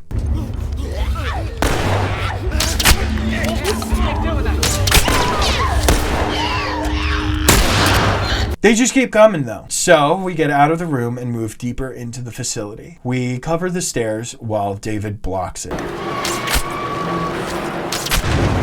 And we get to this much larger room. The attack appears to have subsided for now, but when we try to follow, we get separated. I move right to grab this explosive powder. I'm going to draw the clickers into this corner and then make a break for the ladder. safe yet again after going up. We have to get to a ladder to reach the higher level, so we have David lift us up. Along these catwalks, we encounter a clicker and take it out with a couple arrows. Searching the room it came out of, we find a firefly pendant and some crafting materials. After sliding the ladder down, we get to another area, through this long wooden hallway and into what will be the main arena for our next large fight. There are some useful items around some of David's men. They had gotten caught up in a similar situation as us and didn't survive, so bodes well. The trick I discovered for this fight is to let David do most of the heavy lifting in the beginning. He's rarely ever overwhelmed to the point where he needs your help, and if you time things right, you can get a one-hit kill with your knife after he pushes an enemy away. When he does need your help and you get to him, it's another one-hit kill. You'll need to save as much ammo and items as possible during this battle. As time goes on, you'll need more and more of it. After every kill, I do my best to make it to the bodies to search for any loot. Once the first waves are done, infected will start to come through the windows up here. The rifle can kill most infected with one hit, so continuing to get ammo for that is crucial. After a while, I'm mostly running around, baiting infected away from David so that I can dispatch whatever infected is attacking him. We get through many waves until... It's a bloater! One of those big fucking guys! I throw a bomb just as the bloater is landing to deal some damage. After avoiding it, I clear the infected off David so that we can focus on the larger enemy. A well-timed throw of a Molotov is all it takes to remove all of the bloater's armor, allowing me to make a final shot.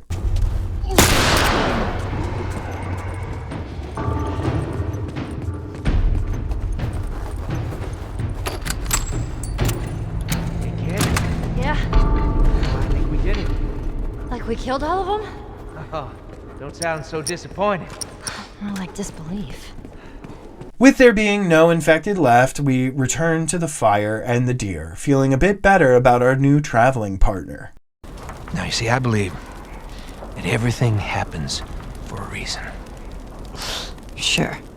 I do. And I can prove it to you. Now, this winter, that's been especially cruel. A few weeks back, I sent a group of men out a nearby town to look for food. Only a few came back. They said that the others had been slaughtered by a crazy man. And get this, he's a crazy man traveling with a little girl. You see, everything happens for a reason. Turns out David and his crony are part of the group that sent those men that we killed at the university. Did everyone leave out the fact that they shot at us first? They barged into the room we were in with murderous intent. So, I guess what they would have preferred is us just dying nicely for them. And we wouldn't be in this situation. What a bunch of fucking rubes. We get the horse back from the garage and we run to the basement, finding a barely surviving Joel, seeing the pretty rough patch job that Ellie did to his abdomen. Joel should be dead right now. No, it's been a few weeks or so, roughly a month.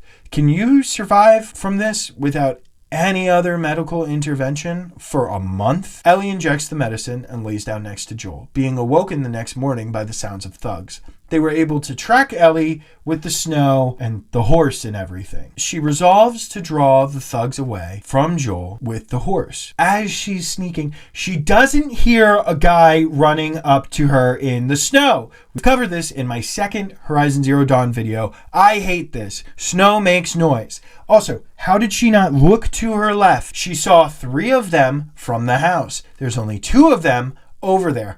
I'm no mathematician, but that means she can't see one of them. Anyway, the guy seems shocked that we stab him, and I mean, you're attacking her. They start shooting, and their mentality is... No! I I mean, sure, you guys have always been the aggressors, and we're always defending ourselves, but sure, right. You can actually get grabbed at this part, so controlling the horse and avoiding these guys is actually important. When they do grab you, they slow you down significantly until you're able to kick them off. Our horse is hit, and we're taken down.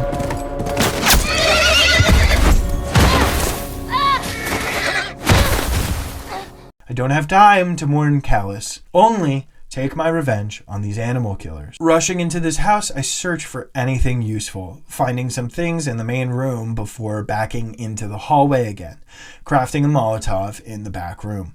I ready my bow and aim it out the door, ending the guy immediately as he passes in front of it. This starts a chain reaction in which all these guys start running right into my arrows and bullets.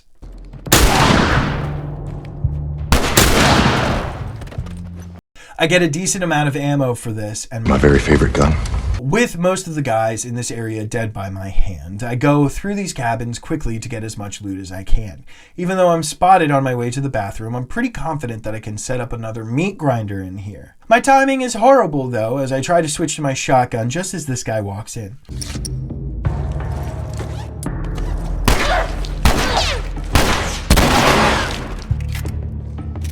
He's no match for me, though. There's a guy kneeling beyond this stone wall. And just beyond this sign,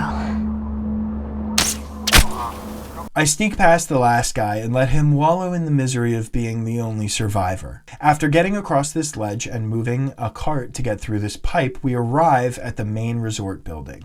In case it wasn't clear, we're at some lake resort town. We're closer to the way back as well, closer to our goal. I guess the guys were so intent on getting Ellie that they abandoned their search for Joel. I drop a bomb on this small stairwell and back up, taking a couple shots at the encroaching thugs.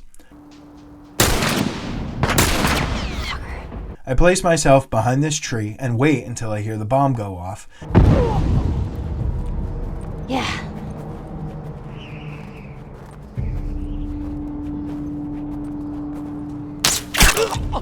I collect ammo from the corpses and head closer to the resort building. I'm pretty sure I've taken everyone out, but ready my Molotov just in case. Indeed, there are two guys hiding behind the building, taking no action to avenge their slain brethren. I make them repent for their cowardice and use the dumpster to enter the building. Once we make it through to this area after picking up the loot on the desk, we're going to be ambushed by this guy in the window. He's on this side!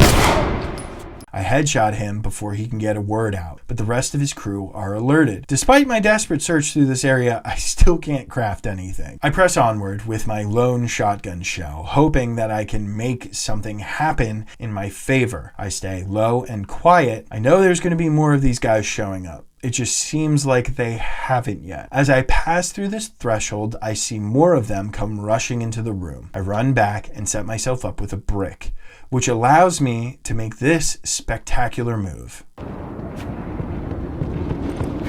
Son of This gets me some rifle ammo, and I'm back in the game, baby. This guy is super afraid of getting shot and won't stop to let me kill him. I mean, that's what they expected of me and Joel. I don't see how it is far-fetched for me to expect the same. They try to flank me, but I put an end to that right away. I don't think I mentioned this in 53 pages of script, and I don't know how many hours of video. You do not want to pull the trigger on an empty clip. Count your bullets in Grounded, because if the enemy hears the click of the trigger, they'll know you're empty and rush at you. I can't tell if anyone's left, and with my shotgun, I carefully walk through the entire building. I just want to say, I hope one day I can be wealthy enough to have a fireplace like this. I know this is like a hotel, but I want one in my living room or something. Become a Patreon member today and help me pay for an extravagant fireplace. After ensuring it's safe to continue, we get to the door, shoving it open.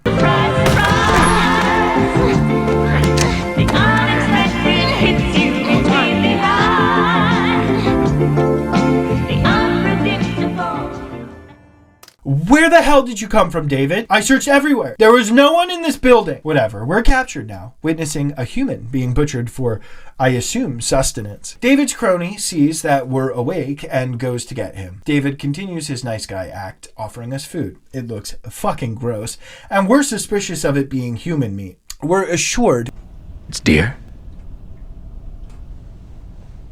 With some human helping on the side?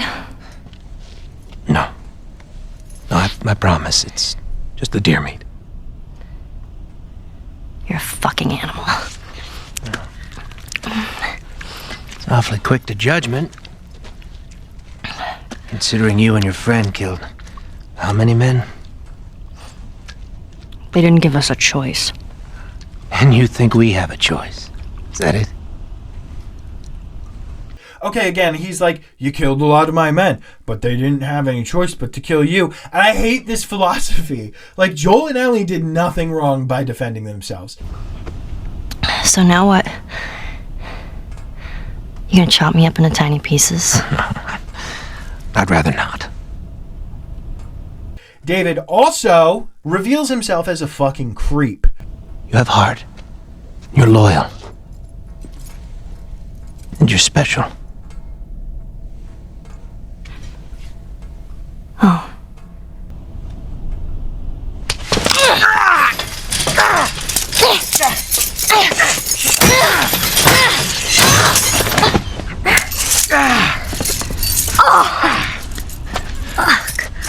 You stupid little girl. You are making it very difficult to keep you alive. What am I supposed to tell the others now? Ellie. What? Tell them that Ellie is the little girl that broke your fucking finger. How did you put it? Tiny pieces. See you in the morning, Ellie. The mask is totally off now. I'm still confused as to why this community, A, trusts David so much, B, trusts him so much when he is clearly obsessed with a 14-year-old, and C, trusts him after all these people died on his watch. Joel awakes, in pain but still alive, somehow. I still really don't think this is possible. There's a revolver bullet in the basement that we grab before beginning our search for Ellie. Heading out of the garage and down the road, we're ambushed by more thugs coming through the fence. All three are taken out as Joel begins his protective papa phase.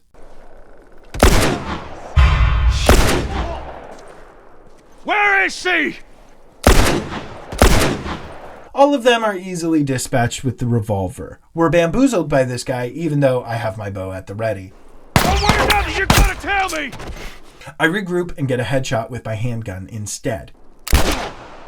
When we get into this building, there's some items by the sink we can grab. Through this window and over this debris, we get grabbed by a guy and his friend. It turns out to be the worst decision they've made this year. Oh, shit!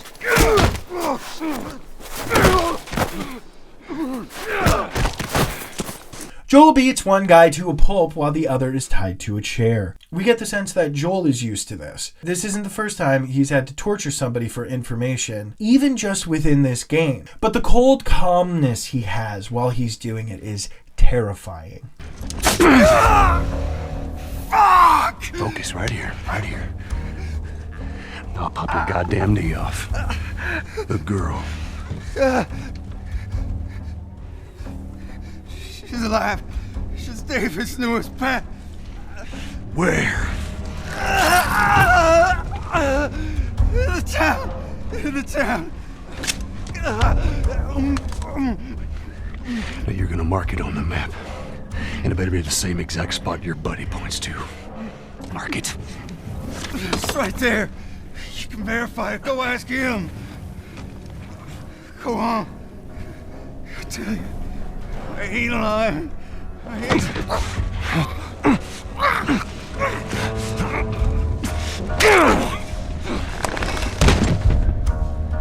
Fuck you, man. He told you what you wanted.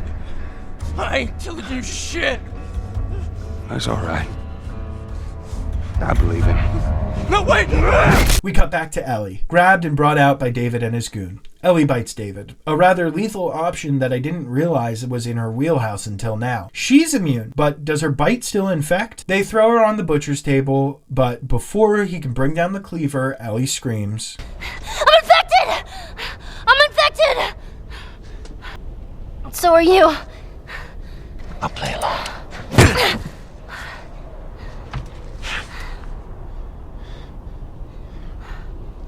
What'd you say? Everything happens for a reason, right? What the hell is that? She would have turned by now. It can't be real. Looks pretty fucking real to me.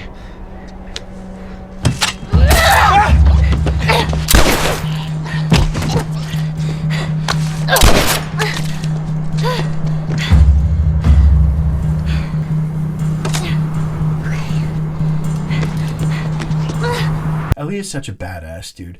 After jumping out the window, we're tasked with escaping the town. There's a first aid kit behind these collapsed shelves, and we can move this cart out of the way to a pet store. My first move is to make a mad dash out of here and through the electronics store, putting me back outside. Finally, these guys are realizing that David is far from the best option that they have for leadership. They believe that Ellie has infected him, and frankly, he's botched this whole operation. And at the end of the day, all these men could have potentially remained alive if they had just been more cordial at our first meeting. I can't beat anyone in town in an outright battle. Maybe a few stealth kills here and there, but my goal is to hide all the way through if possible. I head down this alley after distracting this guy and head up these stairs in the back. I pick up another bottle and throw it over this fire to get the guy patrolling here to move. After he moves on, we duck through this fence, dispatch this guy as he passes right in front of us, and get a revolver from this encounter. I keep moving through the snowy town and get caught by somebody I don't see, prompting me to run into the arcade. There are some goons out front, so I pause and try to wait for them to pass, but the guy that saw me before followed me in, forcing me to shoot him. This alerts the enemies out front, and they come rushing to the door. The first guy I stun with a bottle, then stab.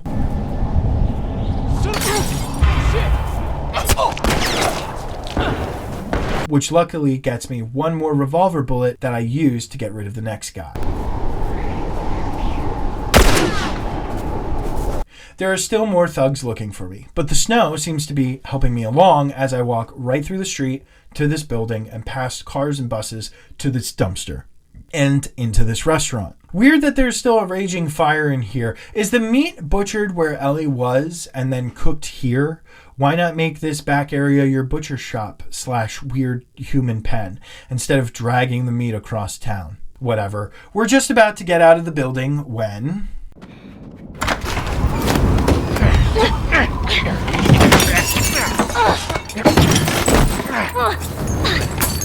How did you do it?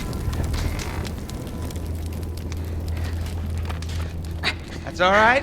Great. So now we're locked in here with David as he goes through the denial and anger phase of grief. I immediately head back behind this buffet area and wait, following him to get the first stab.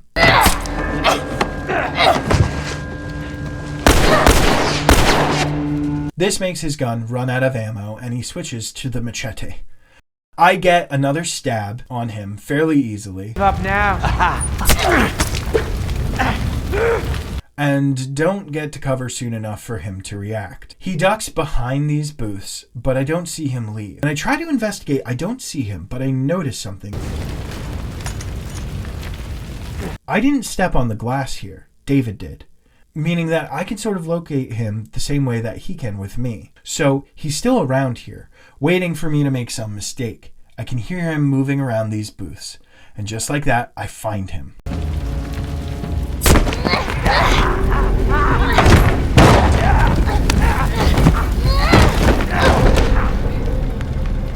Back to Joel, who's made it to the town just as the bells are ringing. First thing I do is duck into this garage and cut my way behind it. I use the snow to my advantage and take one guy down as quickly as I can. The second one is dispatched as he checks on his friend. Third guy is axed. Fourth guy is arrowed. and the last guy is arrowed with the same arrow. There's a lookout on top of the trailer that we need to get through. I head to the other side of the street to try and get an angle on him while also searching for items. A well-placed Molotov takes him out. Progress through the trailer with my shotgun ready. Someone tries to get the jump on me, but is no match for my lightning-fast reflexes. I realize my best bet at this point is to run as fast as I can through the map before taking too many hits, leading me to this door. We see piles of clothes, and among them, Ellie's bag. What is this? Where the hell is Ellie's stuff here? Oh, Christ.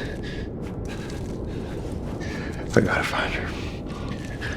I gotta find her. So these people are just straight up cannibals. I don't think it's the hard winter. I think that the parties they sent out that Joel ran into hunt people. This is just my theory, but it was still mild weather when they tried to kill Joel and Ellie. They didn't have a hard winter as an excuse. As we exit, I see that my previous rant about them being super far away from where they cook the meat is sort of false. But why was Ellie being kept so far away? Why was there a butcher block there and not here in the literal butcher's shop? Ellie comes to slowly, but David is doing so as well. The machete is under the booth, so Ellie very slowly crawls towards it, and of course... I knew you had heart. You know, it's okay to give up. Ain't no shame in it. She still crawls towards the machete, and David goes full psycho.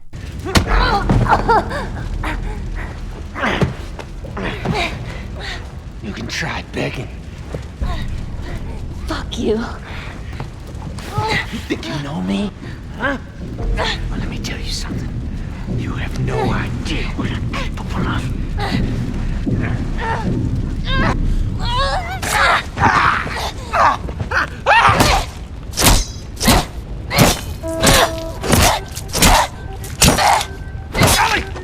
Stop! Stop! Fucking touch me!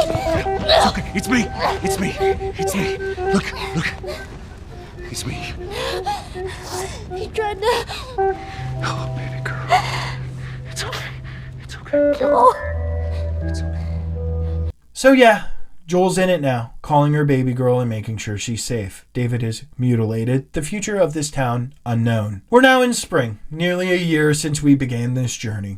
Ellie stares at a carving of a deer. The hospital they've been looking for is nearby. We've made it to Salt Lake City. Joel has completely lost the veneer of a stern, uncaring man as he talks with Ellie. You feel that breeze, huh?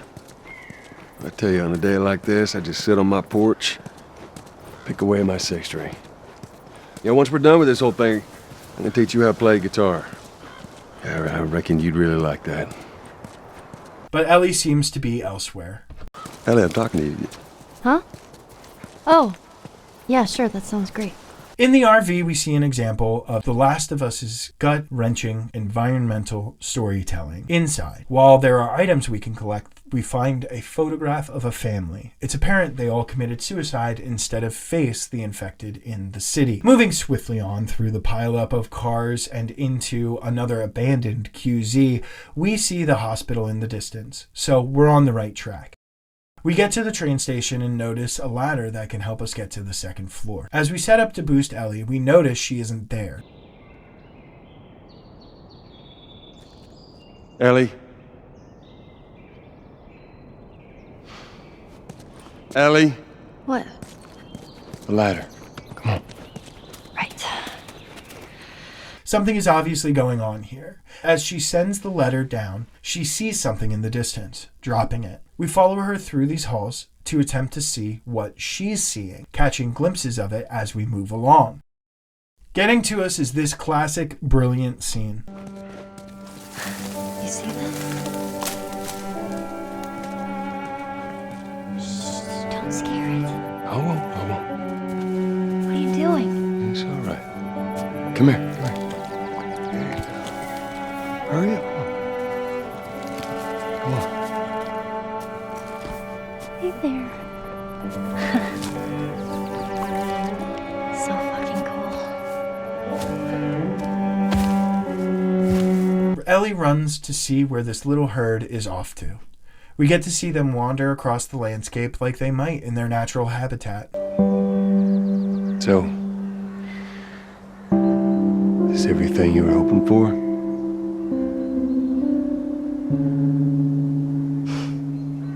It's got its ups and downs, but you can't deny the view, though. You can leave this scene whenever you want, but the game doesn't tell you when the cutscene's over. You're sitting here with Ellie, looking at the herd. After all the hardships you've faced, you're almost at your objective, taking this time to look at the city, at the herds of giraffes surviving against insurmountable odds. Out of place, kind of like what's become of humanity. I take the time to sit with Ellie. Even for me as a player, this has been a long road. We've been through a lot. But as we reach the door, Joel says, We don't have to do this. You know that, right? What's the other option? Go back to Tommy's. Just be done with this whole damn thing. After all we've been through. Everything that I've done. It can't be for nothing.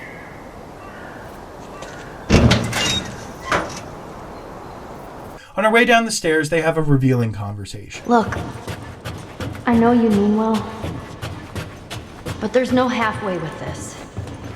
Once we're done, we'll go wherever you want. Okay? Well, I ain't leaving without you. So Ellie being weird has nothing to do with Joel. He's made it clear he has no intention of leaving her. Perhaps it's just the fact that it's been a long road, that they both have had to do and see things that they didn't want to on their way here. There's another one of Ellie's comics next to this unfortunate fellow who died on the toilet. There are some items in here to collect as well. After this, we enter a familiar site for Joel. Well, this place takes me back. How so? That was right after everything went down. I ended up in a triage just like this. And everywhere you looked, you just saw families torn apart. The whole damn world seemed to have turned upside down in a blink. Is that after you lost Sarah? Yes, it was. I can't imagine losing someone you love like that. Losing everything that you know. I'm sorry, Joel. That's okay, Ellie. So Joel really is winning at therapy. Good job, man. You've come such a long way. Unzip me. It's all coming back. There are tools and supplements in this tent that has all of these blood splotches right where people's heads would be if they were lying down. I would imagine that these were infected people. As they learned what would happen to the infected, they started putting these people down. There's also a map, an arrow, parts, and a workbench next to one of the tents. We upgrade our revolver's fire rate and our handgun clip capacity. Not that it'll ever be full. As we leave the area, Ellie stops us. Here. Maria showed this to me and I stole it. I hope you don't mind.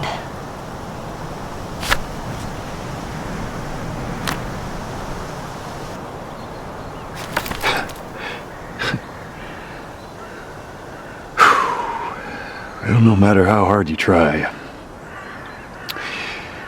I guess you can't escape your past. Thank you. The duo descends into the tunnels under the city. Probably not the best place to go, but there doesn't seem to be any other way. I'm mistaken though, as we're greeted with what is a pleasant, peaceful walk through the tunnels. Now this might piss some people off, but I did not reset this. I don't know what I did to glitch this game out so hard because I am almost positive that there are a ton of infected typically in this area. There are a few in this tunnel off to the side, but I don't have to go down there. I just make my way through the tunnels to this trailer and get Ellie onto it to shove a crate down to me. Joel says, We're good. I don't think they can reach us now. Yeah, there weren't any of them in there. Again, I don't know how this happened, but I'm not going to look a gift horse in the mouth, whatever the hell that actually means. We swim to the other side and drop a ladder down for Ellie. Before throwing her over this fence, I make sure to take out the pretty obvious clicker in the corner. She opens the locked fence, and we continue through some more tunnels and out to this watery area with a good view of the hospital. We're close. We dive into the water to look for something to transport Ellie. After swimming to this room and climbing on these vents, we shimmy around some pipes and find the pallet that we need. Ellie gets to the other side and sends a ladder down to us, but it breaks off the wall, forcing us to figure something out. Moving the ladder over to this ledge, then picking it up once we're up it, then throwing it down to this grating and placing it over this gap gets us through. There's a tunnel here with rushing water. The only option is to walk across some precarious trailers and vents, leading to a predictable outcome. Ellie, move!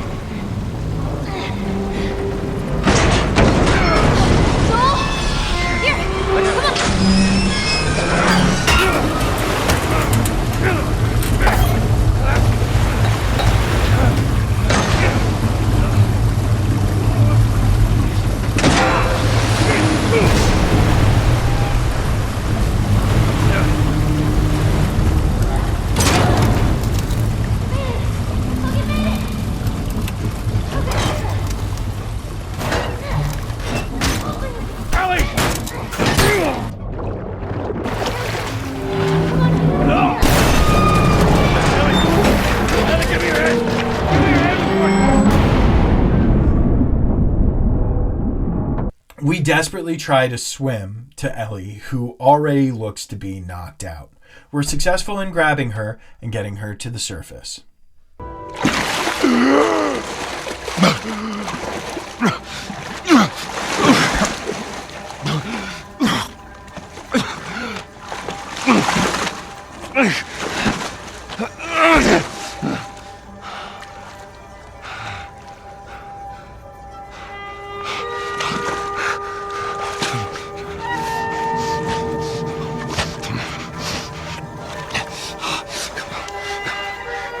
Hands in the air! She's not breathing. Hands in the fucking air! Come on.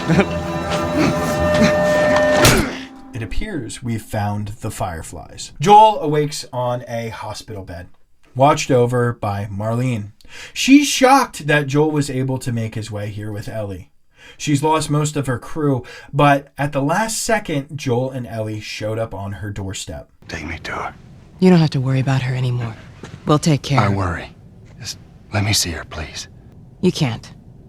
She's being prepped for surgery. The hell do you mean, surgery? The doctors tell me the cordyceps, the growth inside her, has somehow mutated. It's why she's immune. Once they remove it, they'll be able to reverse engineer a vaccine. But it grows all over the brain. It does. Find someone else. There is no one else. Listen, you were gonna show me where... Stop. I get it. But whatever it is you think you're going through right now is nothing to what I have been through. I knew her since she was born. I promised your mother I would look after her. Then why are you letting this happen? Because this isn't about me, or even her. There is no other choice here. Yeah, you keep telling yourself that bullshit. Just to be clear, they're planning on killing Ellie to get the cure. Marlene instructs her goon to take us outside and send us on our way. I don't understand why Marlene and the Fireflies are treating Joel like this. Without him, Ellie would not have made it to them. They're treating him like a criminal when he went through all this because they told him to do it. Also, Marlene isn't going to give him any supplies. Didn't she owe Joel and Tess guns? It doesn't matter though, because Joel is not going to stand for this. I say keep walking. Where was the operating room? I ain't got time for this. Where? Top floor, the far end.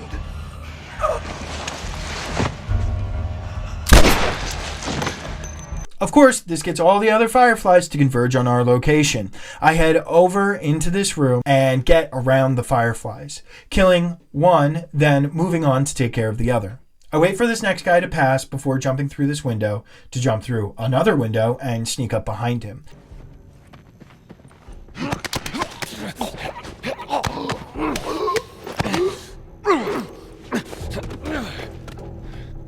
This gets me my new final weapon, the assault rifle. Back into this room again, we get the jump on this guy. I search these rooms back here before heading towards the lights. More fireflies show up and start patrolling the area. From this central room, I throw a brick to get their attention after they pass this window. This way, I'm able to stealth kill one of them. The second one moves into the sightline of another, so an arrow is used to deal with him. This somehow doesn't alert the other firefly, and they don't see the dead body on the floor. I throw a bottle to try and shake these last two fireflies from their positions, but it's not very successful. Once I get into the central room again, I see an angle I can take.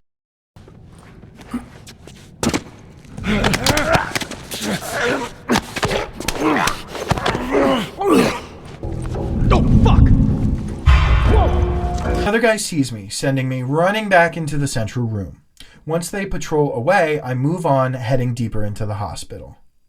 I let these other fireflies run past, taking refuge behind this desk.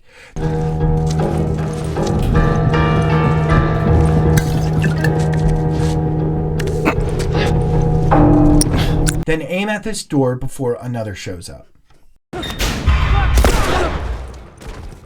I get ammo off of him and make it to the door, blocking it with a chair.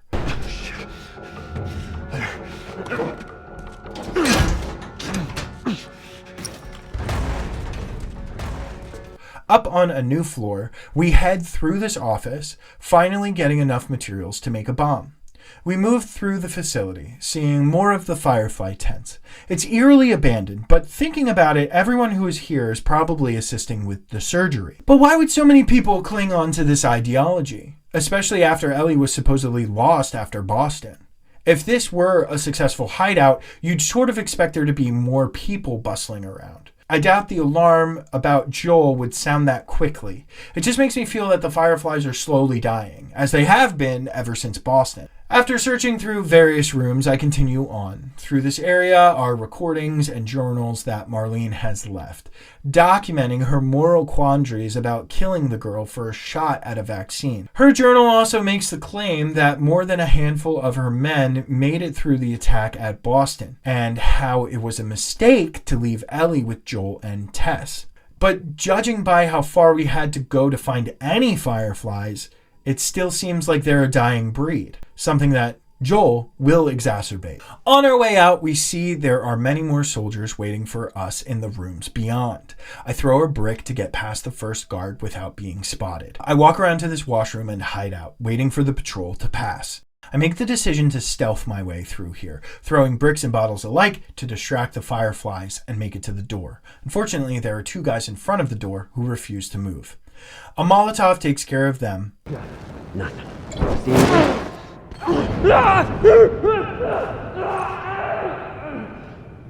And another guard slightly down the hallway is unfazed. To get rid of this last guy patrolling, I use a bomb.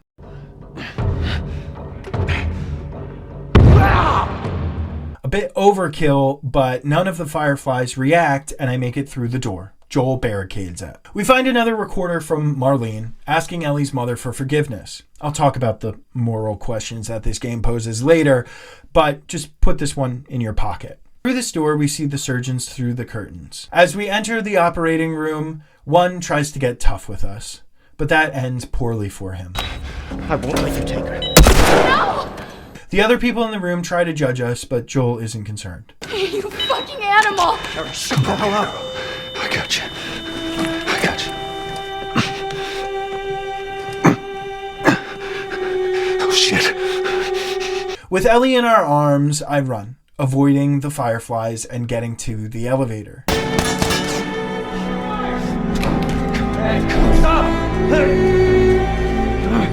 We take it all the way down to the farthest level. Joel jams the emergency button, making sure that the men can't call it. Marlene is in this parking lot and also tries to be tough with us.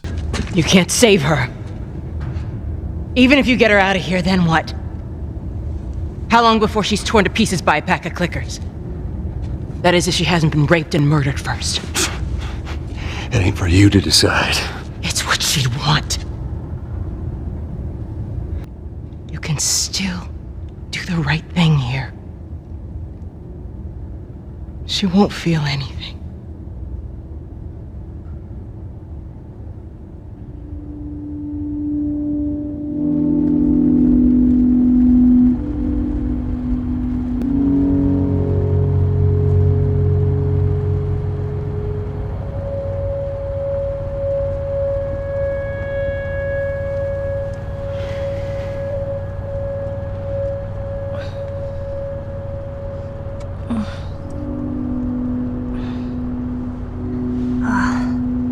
What the hell am I wearing? Just take it easy. Drugs are still wearing off. What happened?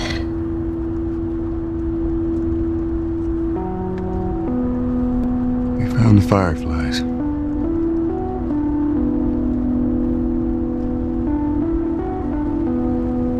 Turns out there's a whole lot more like you, Ellie. People that are immune. There's dozens, actually. Ain't done them a damn bit of good, neither.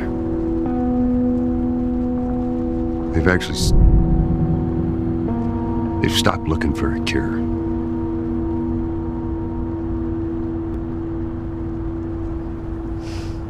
I'm taking us home.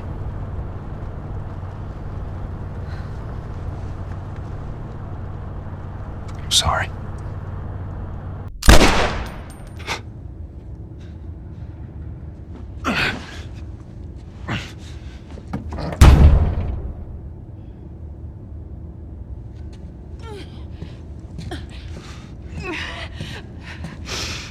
Wait! Let me go. Please. You just come after her.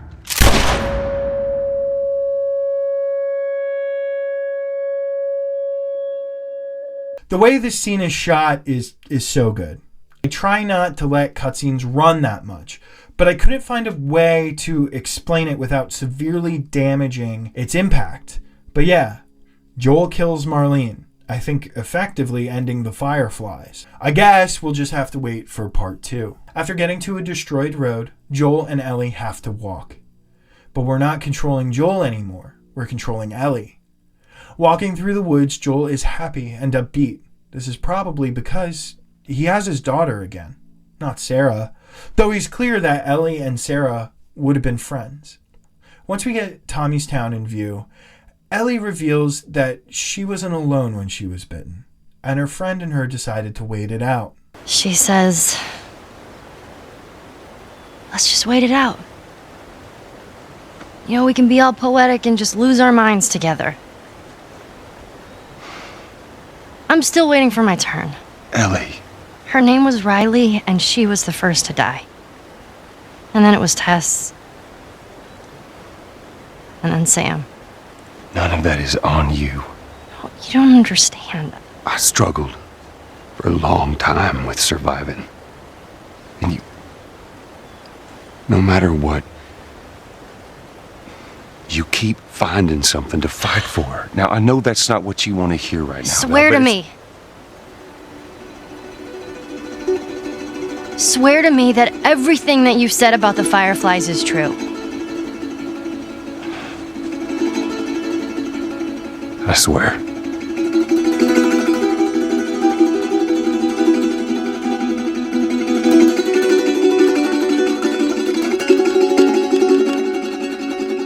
Okay. The way Joel stares her down when he says, I swear, not breaking eye contact. I think Ellie knows Joel is lying. She just doesn't want to believe that Joel is lying. I mean, it's tough. And this game really did spark a lot of conversations about morality. Was Joel wrong? Some people might say yes, but as we've covered, and I'm in the Joel did nothing wrong camp. I will watch cities burn if it saves my kids. Joel has spent the better part of a year with this girl, getting to know her and only her, no other companions. He lost a daughter and feels echoes of her in Ellie. What did you think was going to happen when the Fireflies told him that she would die? If I were in his shoes, I'd do the same exact thing. Even with a found daughter, the power of the connection is still there. And they act like a vaccine will save the world. But let's be real. What world are we saving here? You think the bandits will stop being bandits once there's a cure? You think that the bloodshed between the Fireflies and military will suddenly stop? No. What we've learned on our adventures is that most people suck.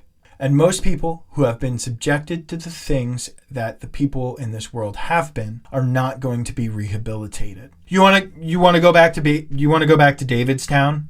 Have a chat with them about a vaccine? How about the hunters in Pittsburgh? Care to offer them aid? Bring them into the fold of whatever government manages to exist after the military and Fireflies are done killing each other? I'm a bit nihilistic about people, probably because I've worked too long in customer service. I don't think there's much worth saving in the world of The Last of Us, except those closest to you. The only thing that matters in this world under these circumstances is keeping the people that you care for most safe.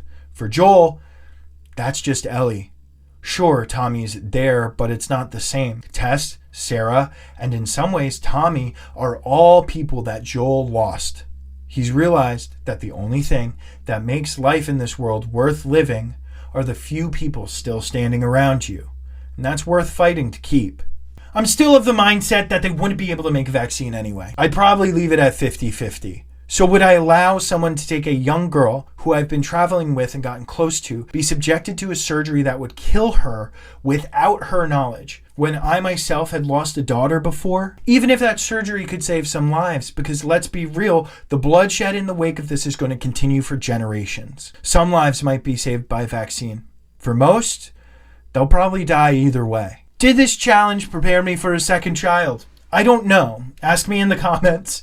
By the time this actually comes out, my second daughter will be here, so I'll have to report back. Playing this game that I love so much on Grounded was brutal. I only put my best plays in because if I were to narrate every time that I died, we'd be here for a long time. Longer than we already have been.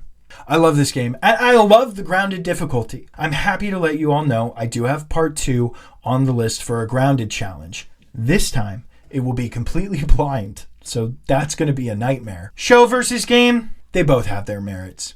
Pittsburgh/Kansas City has done much better in the show. That was such a good episode and hashed out a lot of stuff that I was sort of unclear on in the game. While I don't dislike the story and performances in the Bill episode of the show, the lack of interaction between him and Ellie is a killer for me. I was so disappointed when she just read a letter that Bill left.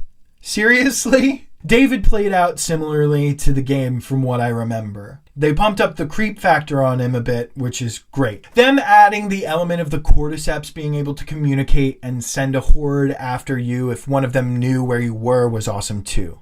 The tendrils coming out of the mouth was a cool visual that's absent from the games.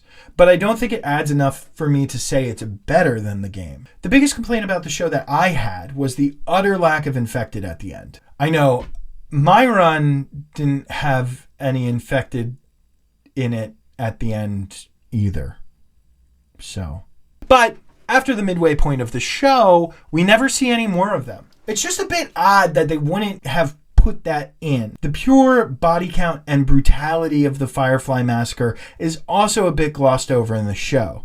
Granted, I took a stealthy route because I don't think I would have been able to kill all of the Fireflies in the hospital, but the show makes it clear that that's indeed what Joel does.